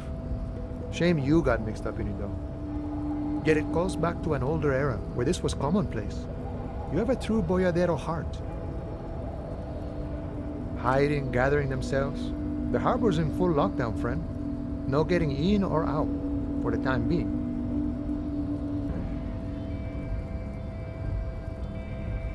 No, man. Not today. Today is war. He says it matter-of-factly, like it's no big deal. Time will tell. I'll tell Everard you dropped by. I'm sure he'll be glad. I'll be okay here, doing lookout. Quite the sight, aren't they? Getting to like that red I am. Don't worry about me. I live to alleviate the worries of our brothers. See if any insane killers turn up. Then I'll run. And live. I'm sure I'll be luckier than you, friend.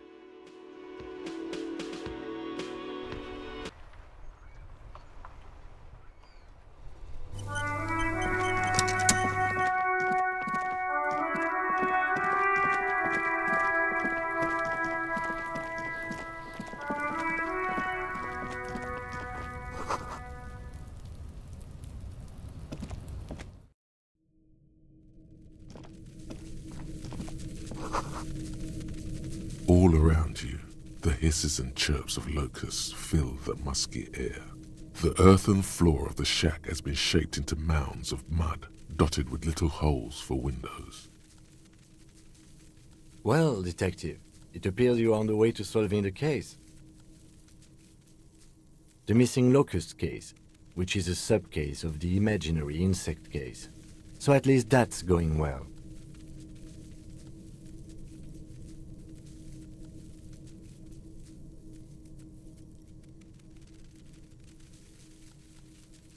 If anything, the presence of the locusts points to the opposite.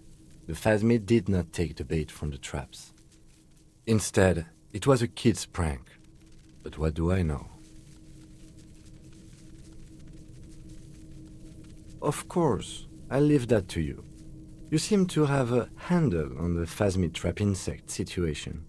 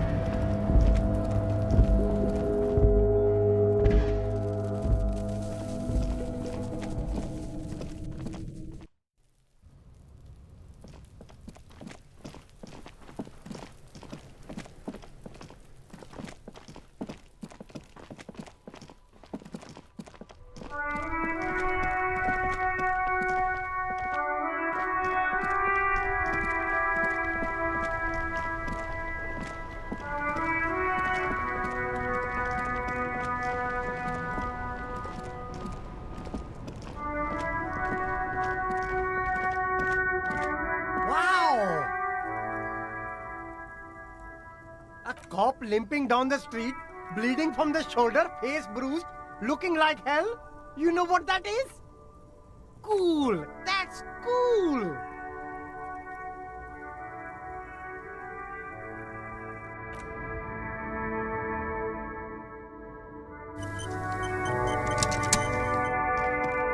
Everything's still cool here, officer.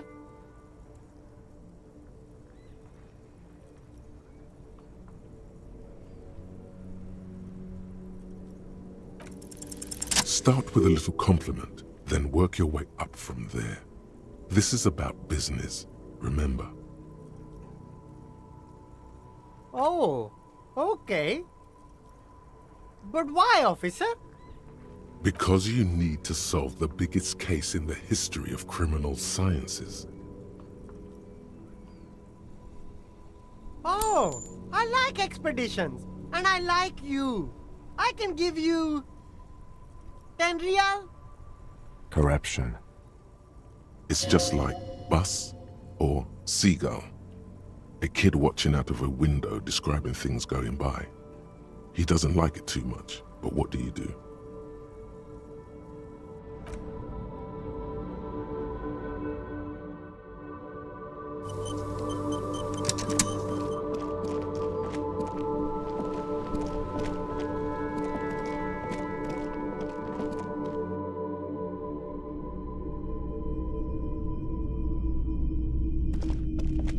Between you and me, this is why I don't get involved in local politics.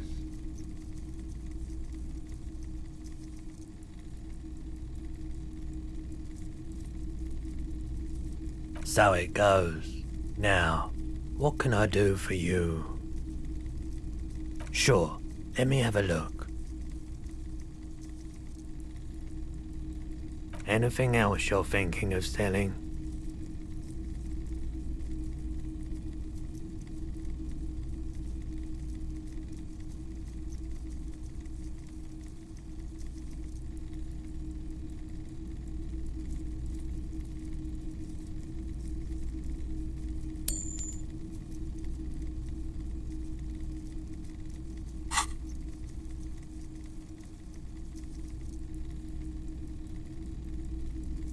I'm not purchasing any more clothing at the moment. Another time, perhaps.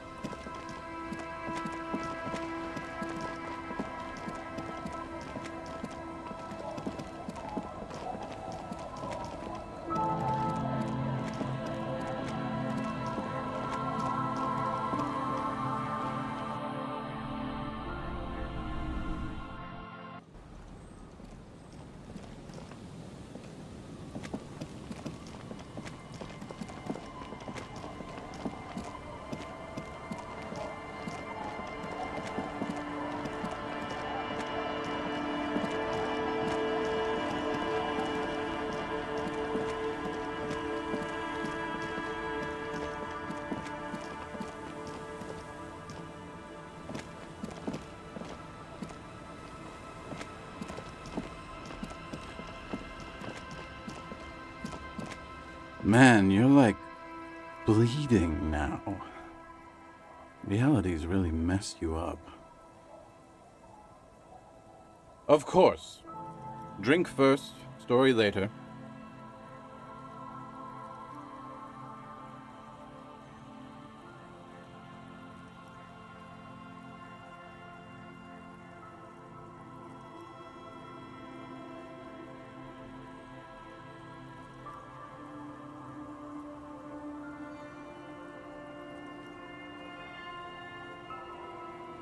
Not much, but it will do.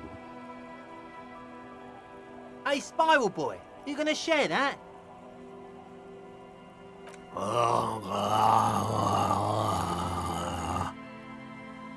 Shut up, guys. I'm telling a story here.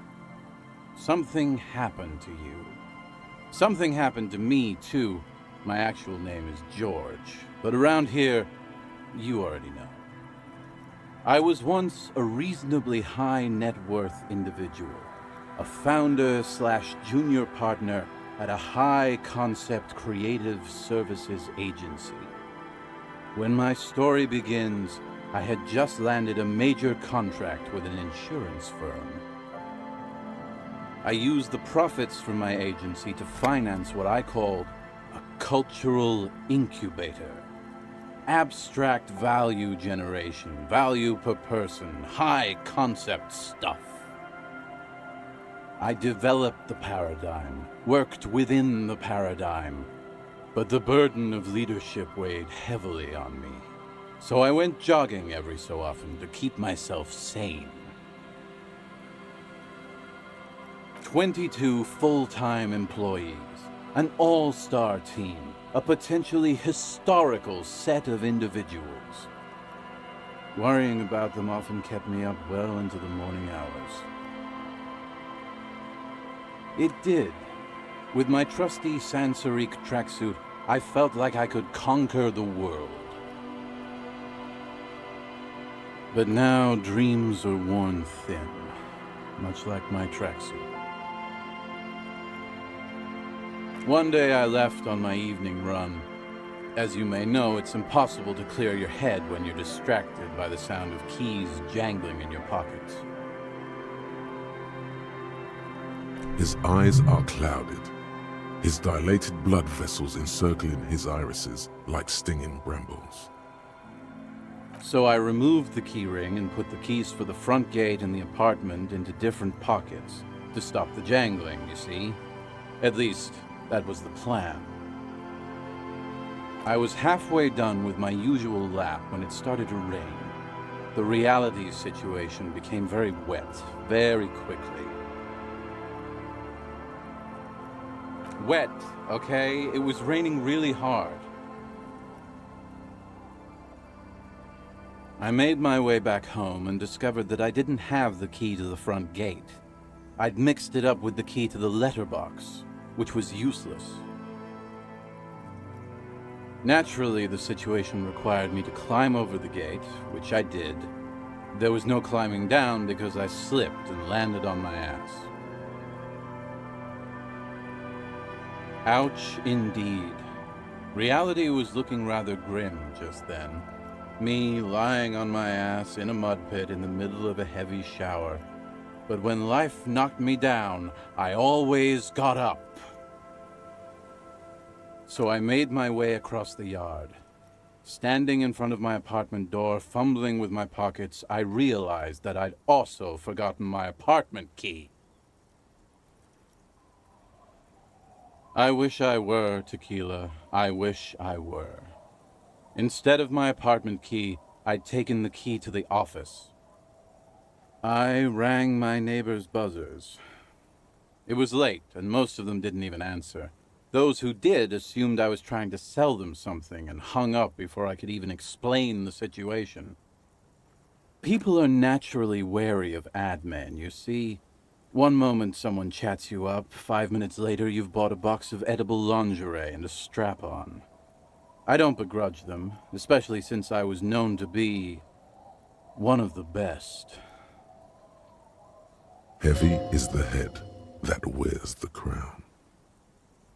Just then, I experienced a moment of clarity. I still had the key to my office. I could wait out the storm there. But when I reached my office, I remembered that I'd asked one of my producers to change the locks that day. And since I hired only the best, he'd already done it, and I couldn't get in. Anyway, long story short, life spiraled out of control. I haven't gotten into my apartment for years, and my girlfriend left me because she didn't want to date a homeless man. The company, well, you see where I'm going with this. So, now you've heard my tragic tale. What do you think? Like nothing you've ever heard, huh?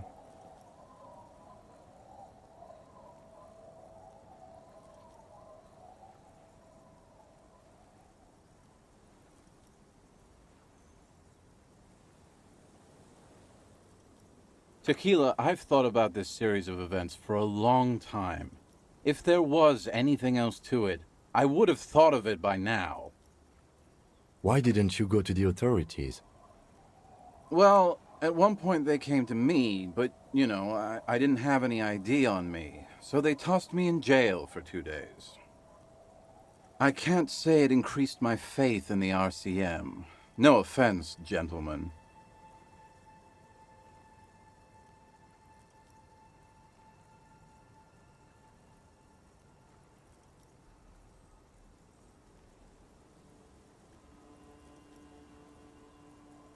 This would explain a lot.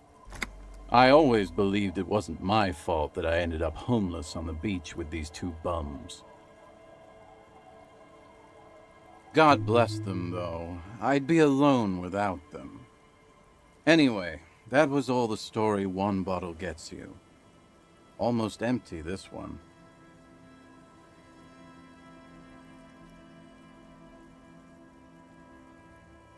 Good fucking question, Tequila. If I knew the answer, you think I'd be hanging out on a beach in this formerly premium but now extremely dirty 2-piece Lycra tracksuit? I used to own my reality situation. My business buddies and I had our own creative services agency. I had a nice apartment, an even nicer piece of ass.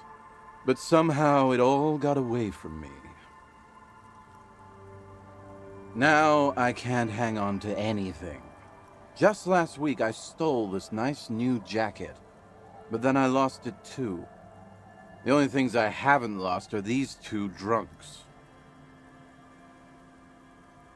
You of all people should empathize with this. Perhaps this lost jacket is something you could help with?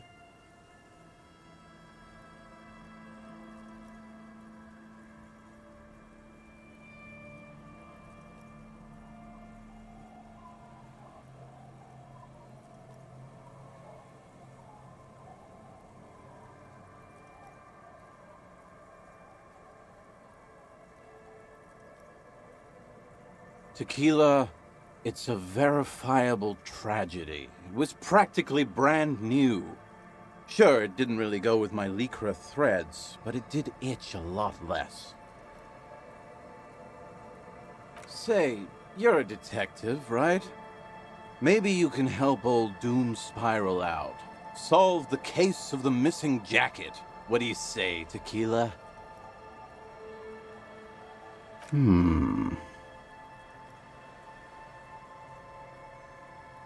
Nah, this isn't it. Faun, that's medium concept stuff. Totally not my style.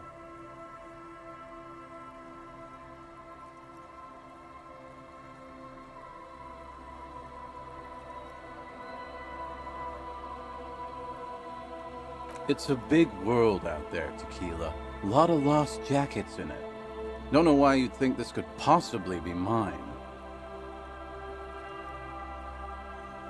Hey, Doom Spiral. Ain't that the jacket you stole the other week? Not on your fucking life, Rosemary. What's wrong with you people? Like I'd be caught dead wearing Faun, like some low-concept bicycle courier. Tell you what, Tequila. Why don't you just hang on to that one? I'll get another jacket someday.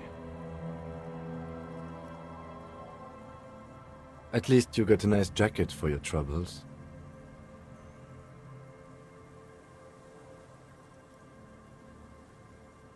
I do. But as you can see, my fuel tank is running quite low. If you catch my drift.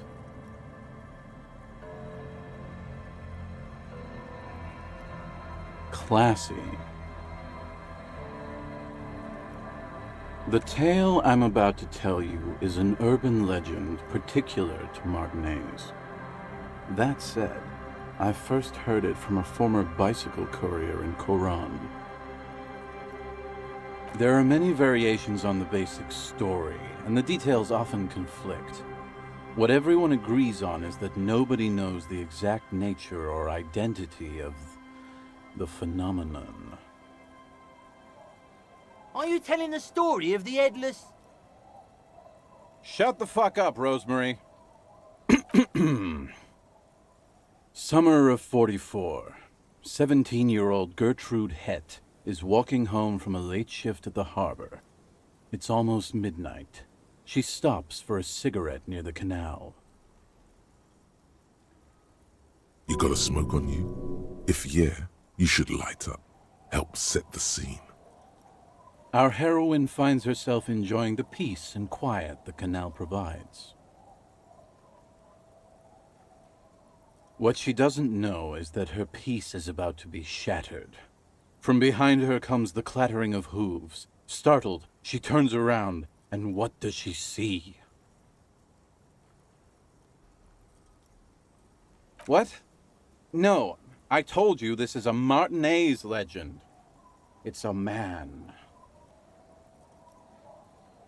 The pause is long and dramatic. With no head on his shoulders, wearing a found tracksuit, searching for the legendary found cap that went missing when he lost his head.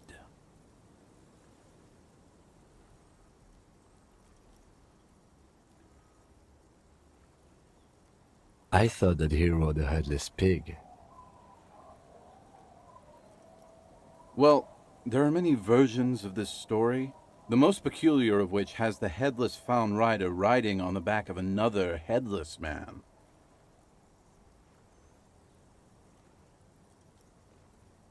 If I hadn't lost my keys that one time, I'd agree with you. But life is a cruel mistress. Gertrude Het may have been the first to witness the headless found rider, but she wasn't the last. Oh no. Tell him about the two feminists by the locks. Fuck, Rosemary, they were dating. No one said they were feminists. Everyone always misremembering this stuff. This wouldn't be the De Ponte Delgado case, would it? What? You know it? I've read the case file, but please, go on. Right. Early autumn of 46. Ula de Ponte and Eva Delgado are fishing near the waterlock long after the sun has set. The wind picks up. A sky already dark now blackens. Water starts falling from above. The first cold rain of the season.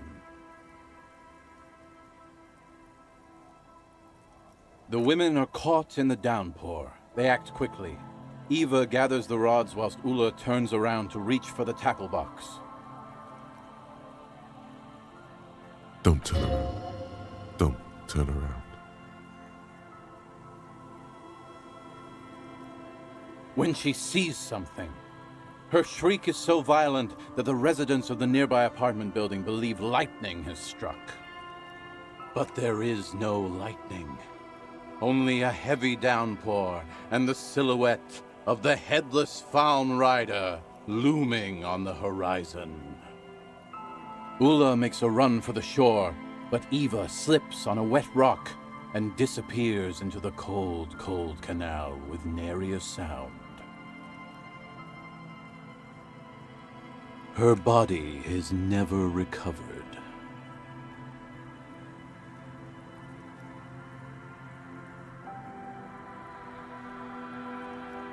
Naturally, Ula de Ponte became the prime suspect in the disappearance of Eva Delgado. De Ponte maintained that it was the so-called headless Fawn Rider and that she ran, fearing for her life. During the investigation, it became apparent that there was a love triangle, the third party being some small-time businessman. I don't remember the exact details.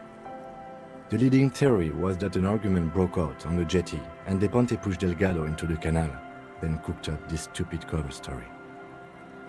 No, she committed suicide before she could be taken into custody. They found her in the bathroom with a rifle, her face slowly peeling off the ceiling. Not a pretty scene. Man, that's some grisly detail. Oh well, here's to another case closed. Anyway, that's the story of the Headless Fawn Rider. Pretty crazy, huh?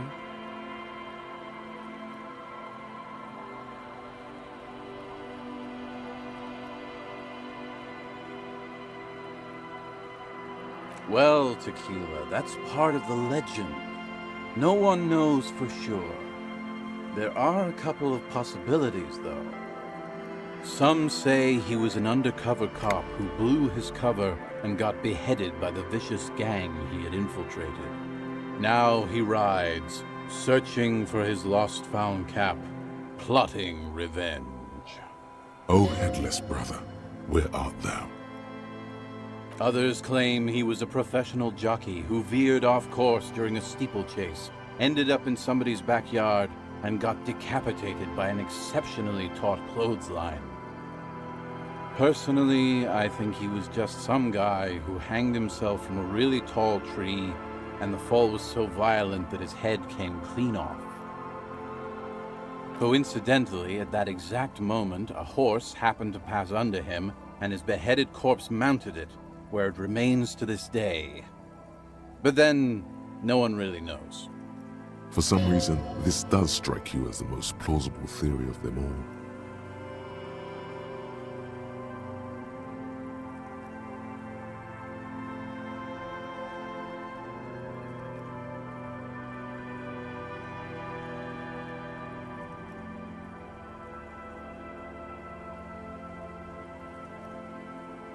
Isn't it? All the pieces fit together perfectly. That's how I know it's right. Anyway, to each his own. You want to hear any other stories?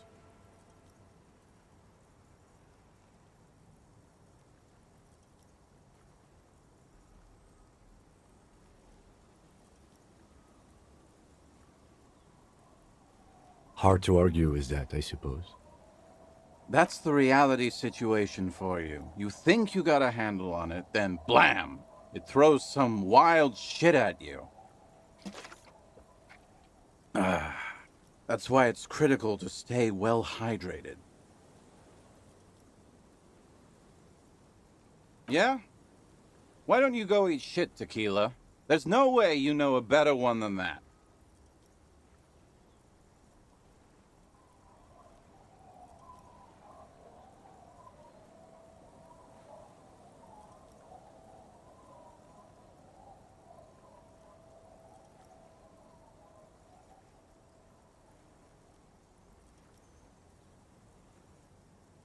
Giants?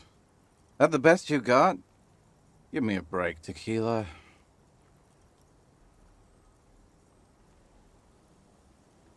No one knows. Some say he stalks Martinez to this day, and can be seen near the canal when the clock strikes midnight.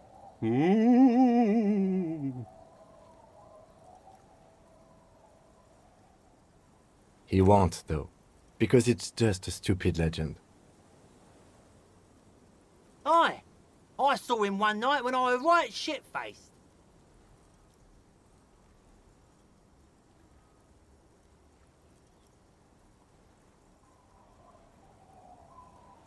I actually do have one. The strangest of them all.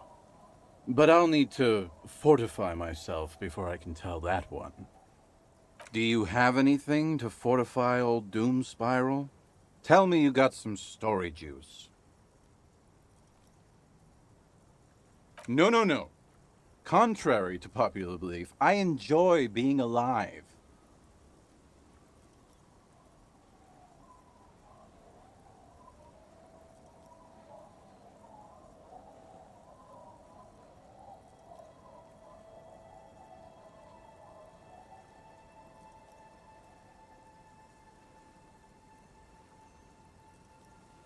If you find any, I'd be extremely grateful. Okay, let's step aside for a second. I have something I want to talk about.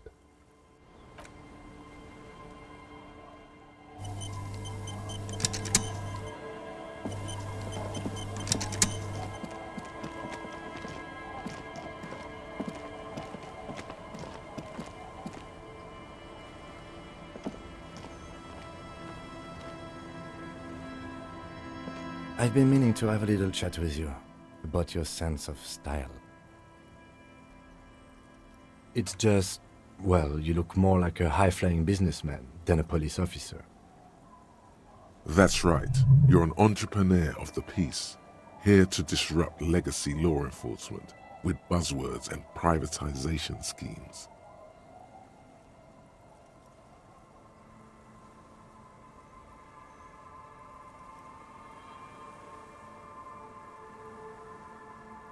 There's nothing wrong with it per se.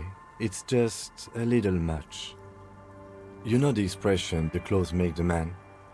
The right outfit in the right situation can make all the difference in the world.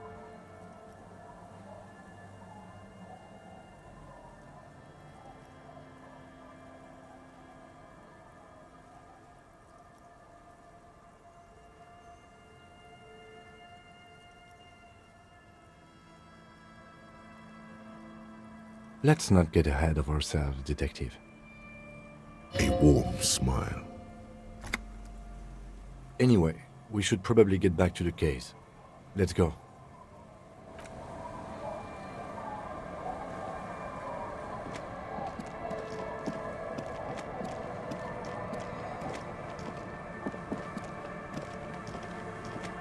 The legend! He's back. And firstly, I got smokes and piss and a little speed to spice things up. Don't call her. There's no waking him from his stupor. His mind is elsewhere.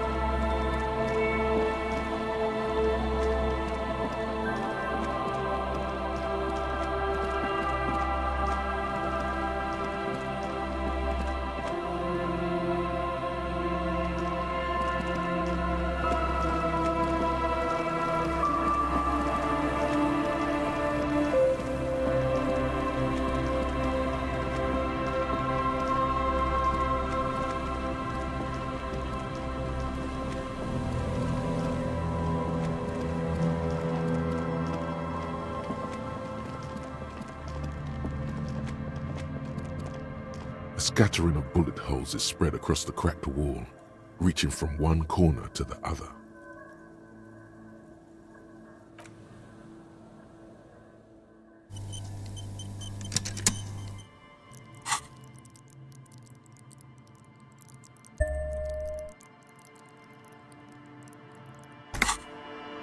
A scattering of bullet holes is spread across the cracked wall, reaching from one corner to the other.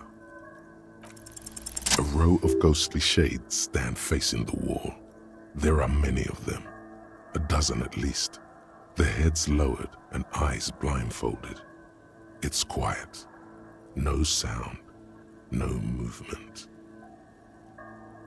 10 meters away, other shades are lined up in an orderly manner, automatic rifles primed. A gust of wind blows by. The coats of the firing squad flap slowly in the breeze. A single person stands on the side. The sun blazes high up in the sky, baking the planks, the sand, your skin. The order was carried out in the afternoon.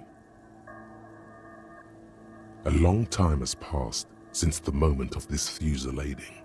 Rain and brine have since washed all the blood away. Not a trace remains. The abundance of bullet holes leads to two options. Either an inordinate amount of executions were performed here, or they did not use a conscience round, where only one soldier has the loaded rifle. Looks like this was a mass execution with everyone fully armed. A host of men, probably in everyday clothes, ragged from the conflict and covered in dust. They were not sitting, a common practice for executions in some nations, as demonstrated by the height level of the bullet holes. They stand, facing the wall. It's impossible to discern any details about their personality or background. Ordinary people, familiar, each and every one of them. Collateral damage on the path toward normalcy and progress. Such is your belief, officer. Maybe you should change it. They were praying, screaming. 7 men in combat uniforms and dark coats, holding automatic rifles aimed at the people. Soldiers from some side, but from which one?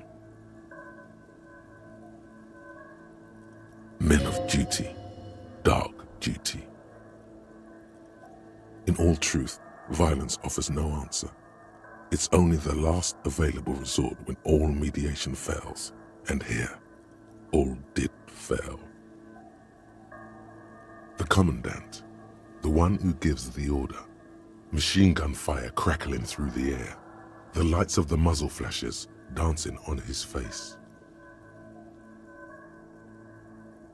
I don't know.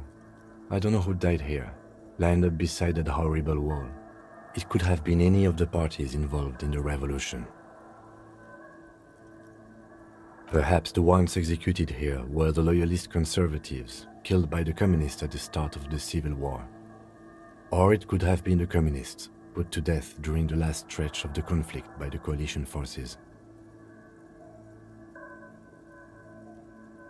Remember what Trent Heidelstein said about Veld? Another likely scenario. Or maybe... Yeah, it's very unlikely the coalition forces were the ones who died here. They were always the last ones against the wall. To be honest, if a coalition member was anyone in this situation, it was a commandant, the superior giving the orders. A cold sea wind blows away the figures.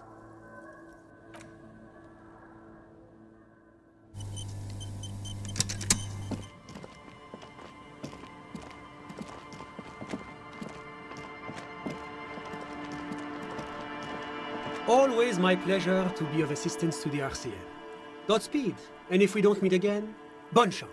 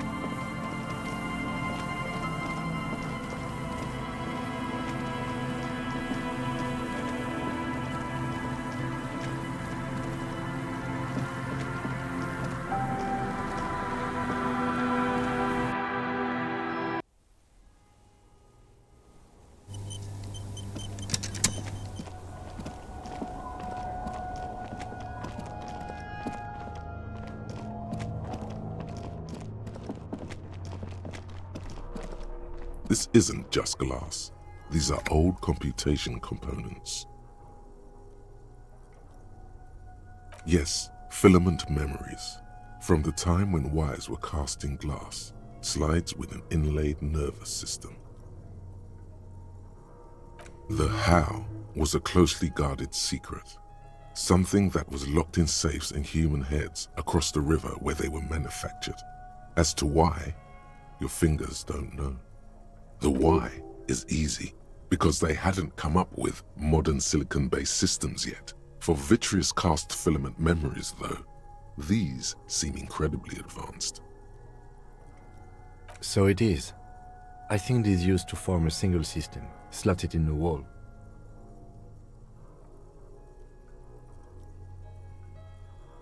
The rest of the building seems to have been picked clean.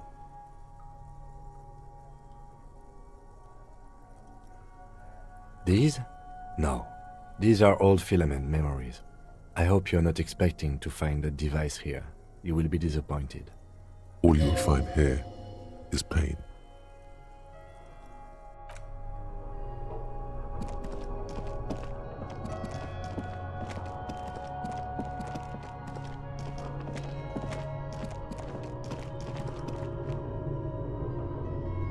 A mustachioed and mutton-chopped man, amateurishly depicted, gazes at you with sad eyes. A plaque reads, K. Mazov.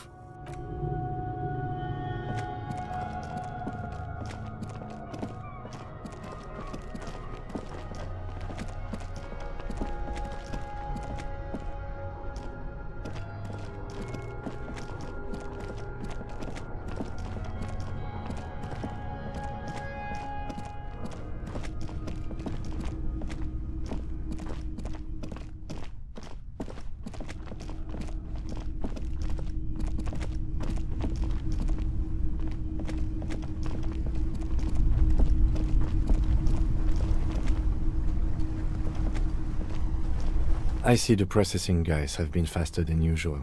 It's good we stop by to check regardless. Now, island time.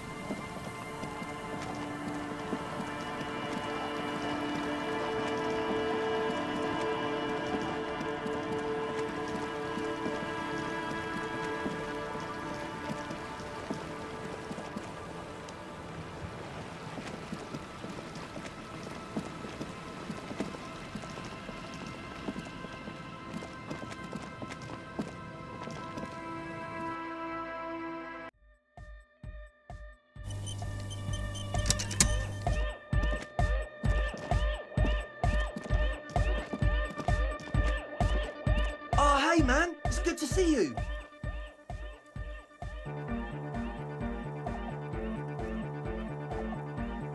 Goodbye, officer.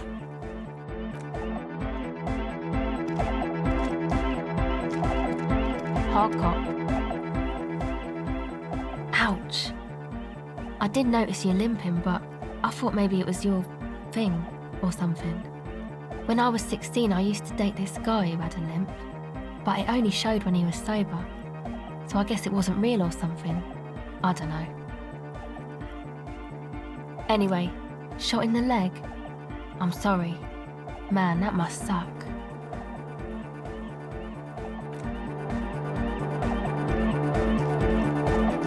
Yo, man, what's on your mind?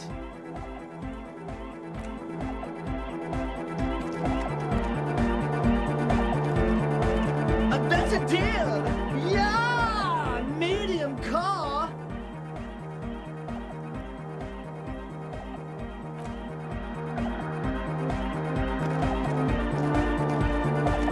Yes, what is it?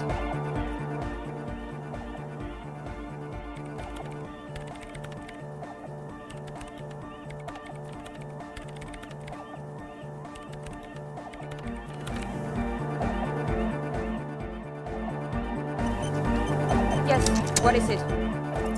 All you hear is silence in your head.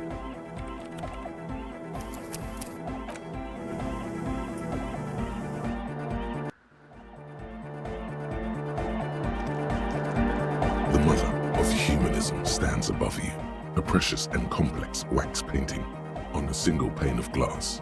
A crack runs across the length of her body, her face oval and sad.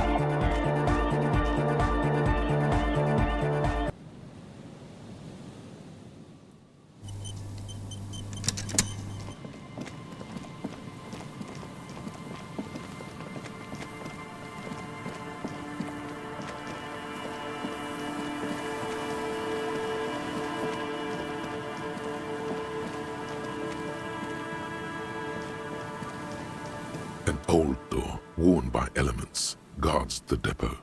The wind has blown a sand dune in front of it. The door hasn't been opened in a long while. You see a handle.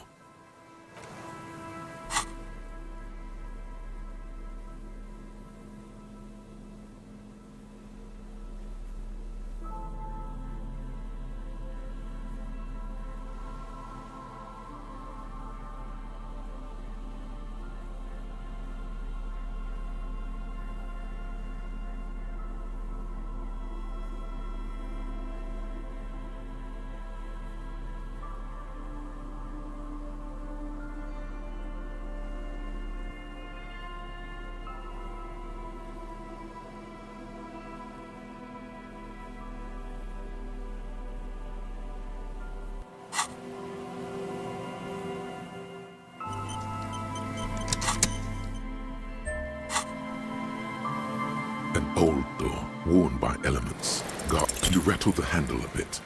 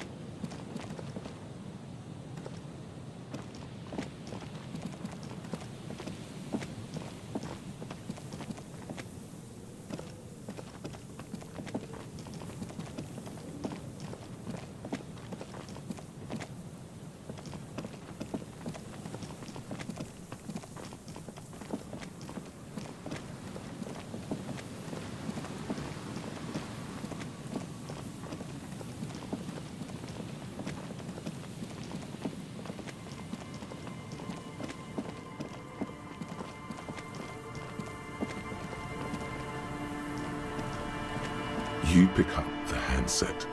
There's a tone. The machine is operable.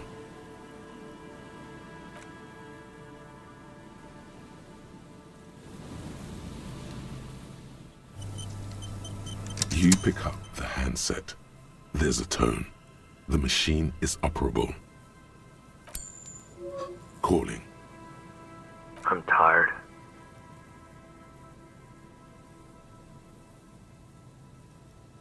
Sounds like he hasn't talked to anyone in quite a while.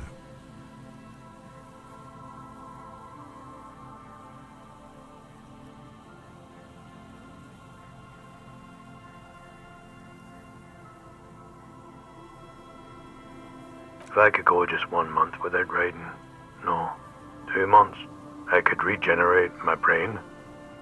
Fucking liberalism. The man disappears with a sigh. You do not hear the customary disconnect tone, just silence in the handset. The machine is still waiting for you to dial a number. Seems like it did not have time to swallow the coin. This sometimes happens. Lucky you, the call went too fast for the payphone to register. You can still make a new one without paying.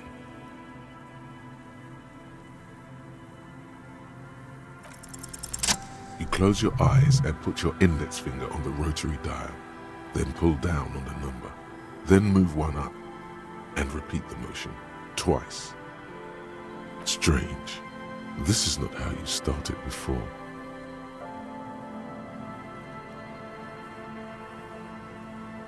You dialed 001. This is not the area code of Revachol. It is another destination on another Isola. Some far-off nation-state. 005 is Revachol, ZOC. 001 is Grad, on the Gradian Isola, where the telephone was invented. The next 2 digits you dial are the area code for the city of Mirova. 414447. The rotary dial feels cold from the sea air. 1117361. Your fingers keep moving like a spider every time the ring rotates back with a little ring of metal, like a bell tolling. Yes, 451-67451. You are going deeper now, into some unknown place, far away from this island of matter and its telecommunication networks. 451. You have dialed God knows how many numbers. The headset has been waiting silently to relay a signal. Surely nothing can come of this, you think. But it does. A connection. An ultra-long distance call. Your air fills with a crackle, the wash of a strange ocean full of white noise. A little bird starts ringing in there, not like the local calling tone before. No, a small ring in a cage of distortion, far away. A distant network of phones. Calling. Calling in the night. The saddest sound in the world. Calling still. Ringing by the bedside of a dark but capacious apartment with long windows. You know this to be true. The handset starts slipping from your sweaty palm. Your breathing is heavy.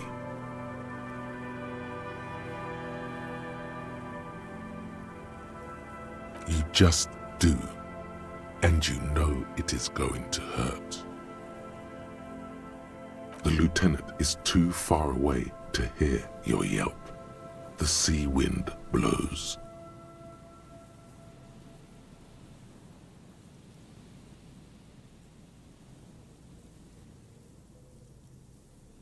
Calling. Calling. Calling. Calling. Calling still. Then the ocean breaks. Out of the depths, a woman's voice emerges. Small. The dearest thing you've ever heard. Hello?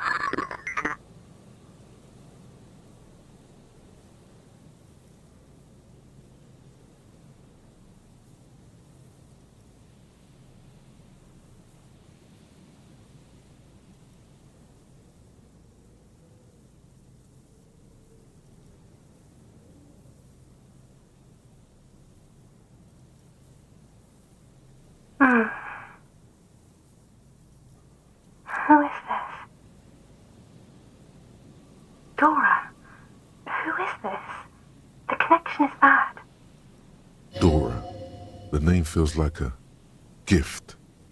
A gift that was meant for you, to make it possible to live.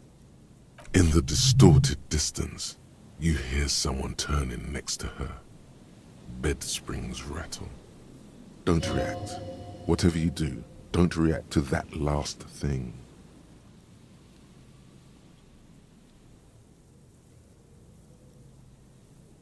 It doesn't matter if you react or not. You still think you hear a man's voice in the background. It's covered in pain and white noise. No. It's you, isn't it? It's you.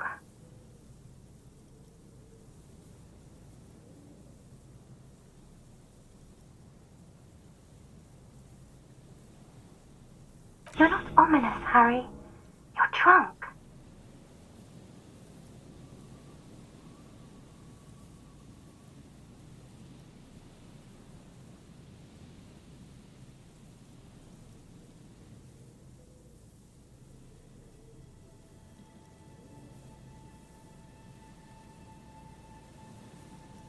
Oh, God.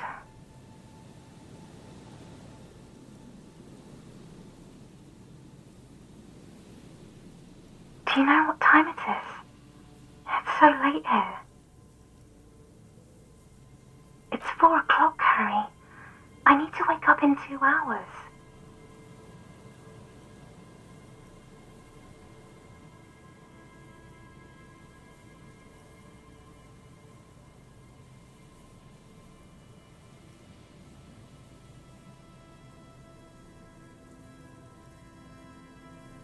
What do you want to talk about that we haven't talked about already? This is bad. You feel your right hand on the handset cramping up with pain.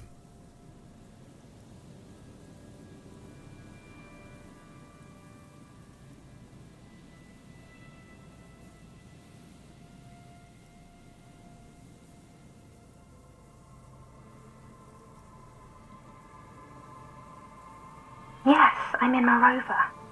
Sleeping. To work. The academy, where I work.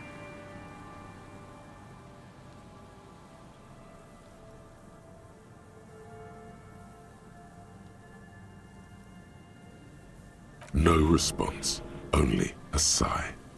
The connection crackles like burning paper.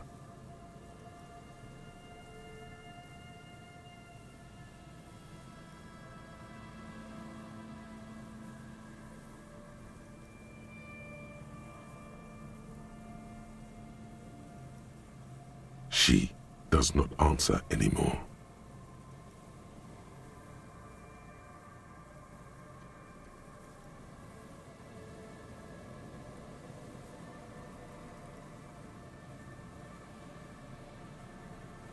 Harry.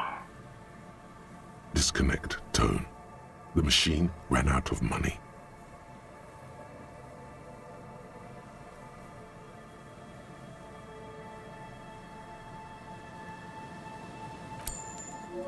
You dial the number again. 26 pulls of the rotary dial. The machine eats the coin, and a terrifying ocean of distance rustles in your ear. In the middle of it, a familiar ring. Small, distorted. Calling, calling, calling, calling, calling, calling, calling. It looks like she doesn't want to pick it up, Harry. Stop scaring her.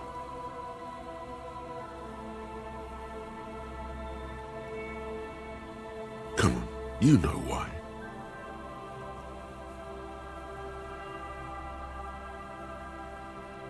Calling, calling.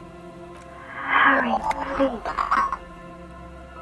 Underneath it, she is naked and warm under a blanket.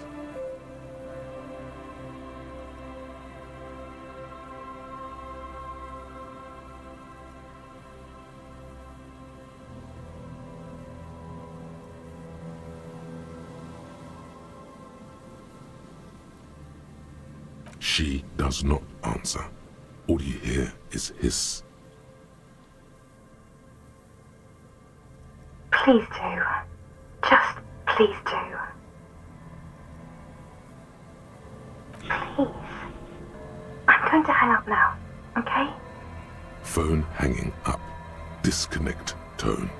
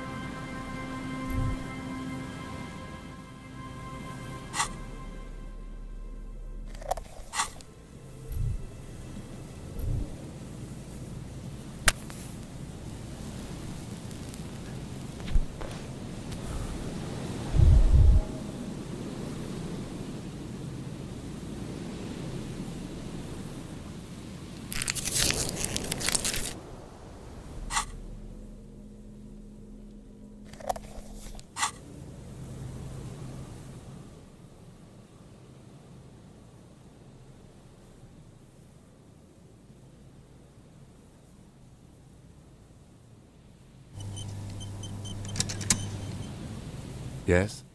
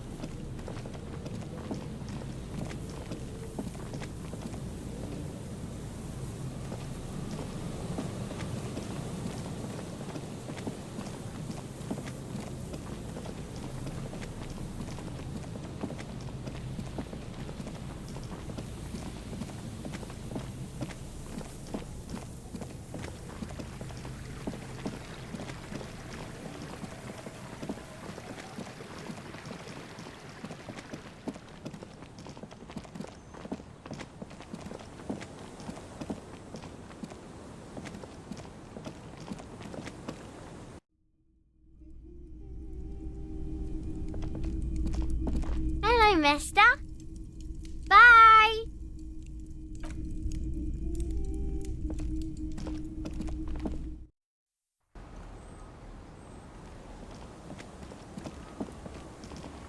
The scruffy-haired little boy kicks a stone while the other watches him do it.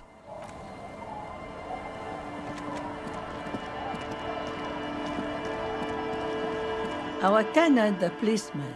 I hope the waves don't keep you up at night. Even I can see that. I told you not to bring your trouble with you, policeman. We've got troubles of our own here. Though I suppose you took the worst of it. Turns out you were your own ill omen. I'm not sure those were the last of the men with guns either. There are always more coming for your kind, officer. Then we'll be ready for them.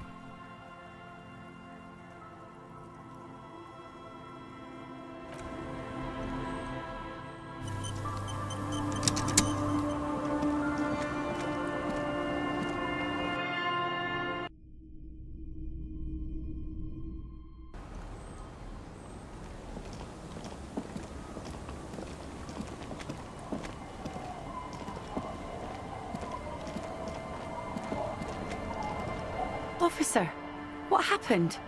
You're wounded. Why are you wounded? You look terrible. She sounds almost disappointed with you, reprimanding you for falling and hurting your knee.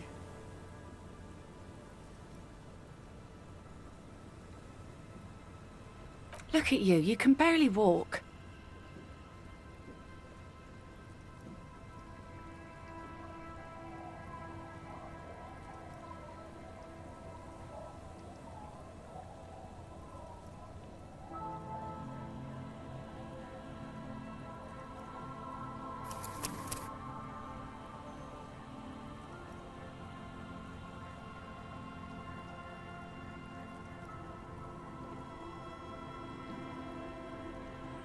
Is this from the shooting in town?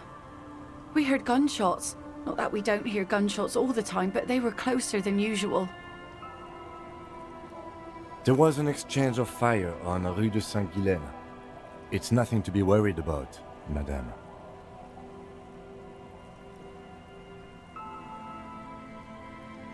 That's nothing to brag about, officer.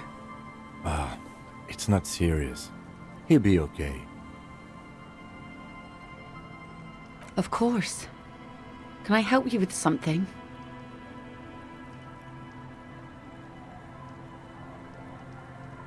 That won't be a problem. It's wind still and the tar just dried. We've got 2 days of relative sunshine ahead.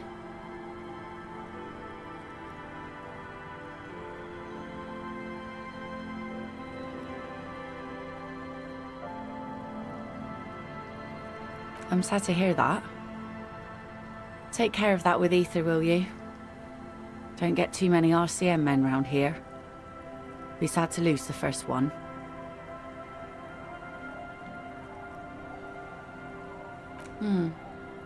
Used to be some kind of fortification there before the war. For the communards. An anti-aircraft gun, I think. Bombed to bits in the landing. I haven't been there myself. Always steered clear of it. Hasn't been there herself. Who has then?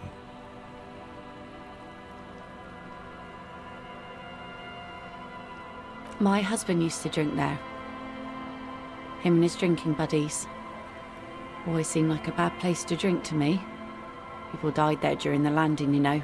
My mother told me. This must be one of the many fortifications that was used in the dying days of the revolution against coalition forces before they took this city. The kids sometimes go there too. I know they do, on rafts.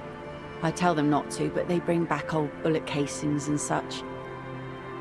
The twins. God forbid they bring the girl along on some rickety barge. Can we maybe ask your twins about that place before we go? Would that be alright? Be my guest. They've a strange way of talking. See if you can get anything useful out of them. I seldom do. Well, most of it's sunken. Underwater. That means concrete underwater. Cut your boat if you're not careful. Be sure to enter from the south side. Water's deep there. If you promise to bring it back, and no scraping the hull, I just got it nice and yellow, and no drinking on the boat, and no joyriding either. Of course, ma'am. It's only for a day or two. Official police business. Aye. The crow's feet disappear from the corners of her eyes as she smiles at you.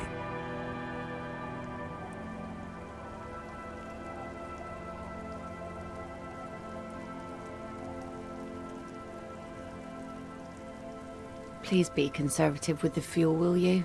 Just filled her up, but it's a small tank.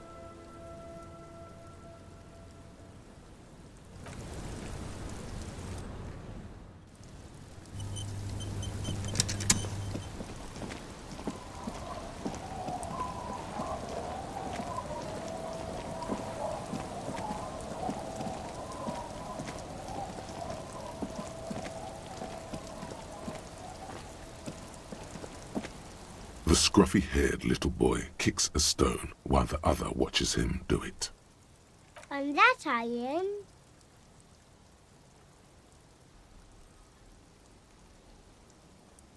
That's, nothing. It's just a seafort and some plants. You can take a raft there. It's great. And we make a fire. We make a fire. Mm-hmm. Gather are the sticks for the fire. And bullets. Or not real bullets, empty bullets. Bullet shells. There are a lot of them left over from the war, but this could be important. I don't know what these are. They're lights. The fire guy comes and asks us to put the fire out. Your nerve endings sting from the mention of a guy. They must mean a human being on that island, but it's cut off.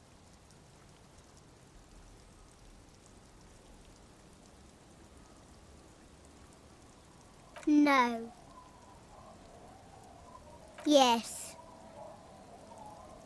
Let's go with yes. Because he asks to put the fire out. I don't know. He doesn't like it. He don't like people to be there. You shouldn't go. Yes. I don't know. Did you mean there are electrical lights? Yes.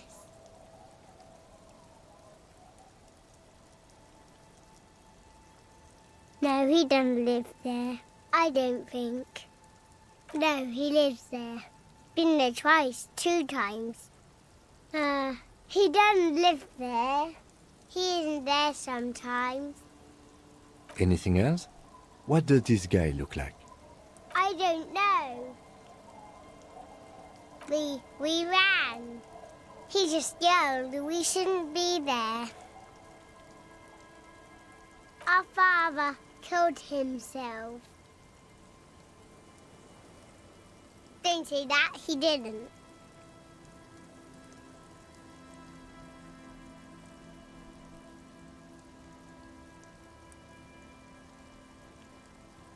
I'm sorry. There's Lights, fire guy. We should check up on that island.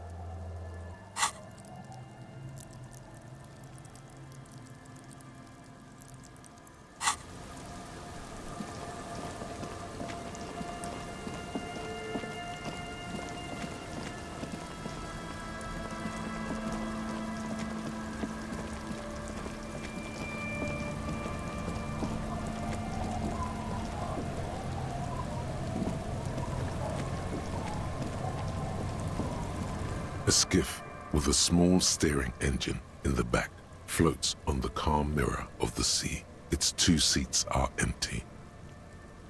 Once you get in, that's it. One pull of the starter handle, and you're off into the bay. A strange trepidation comes over you. Are you sure you want to go now? Have you made all the necessary preparations? Closed all your accounts? Remember what the net picker said. It's a small tank. You won't be going back and forth on this.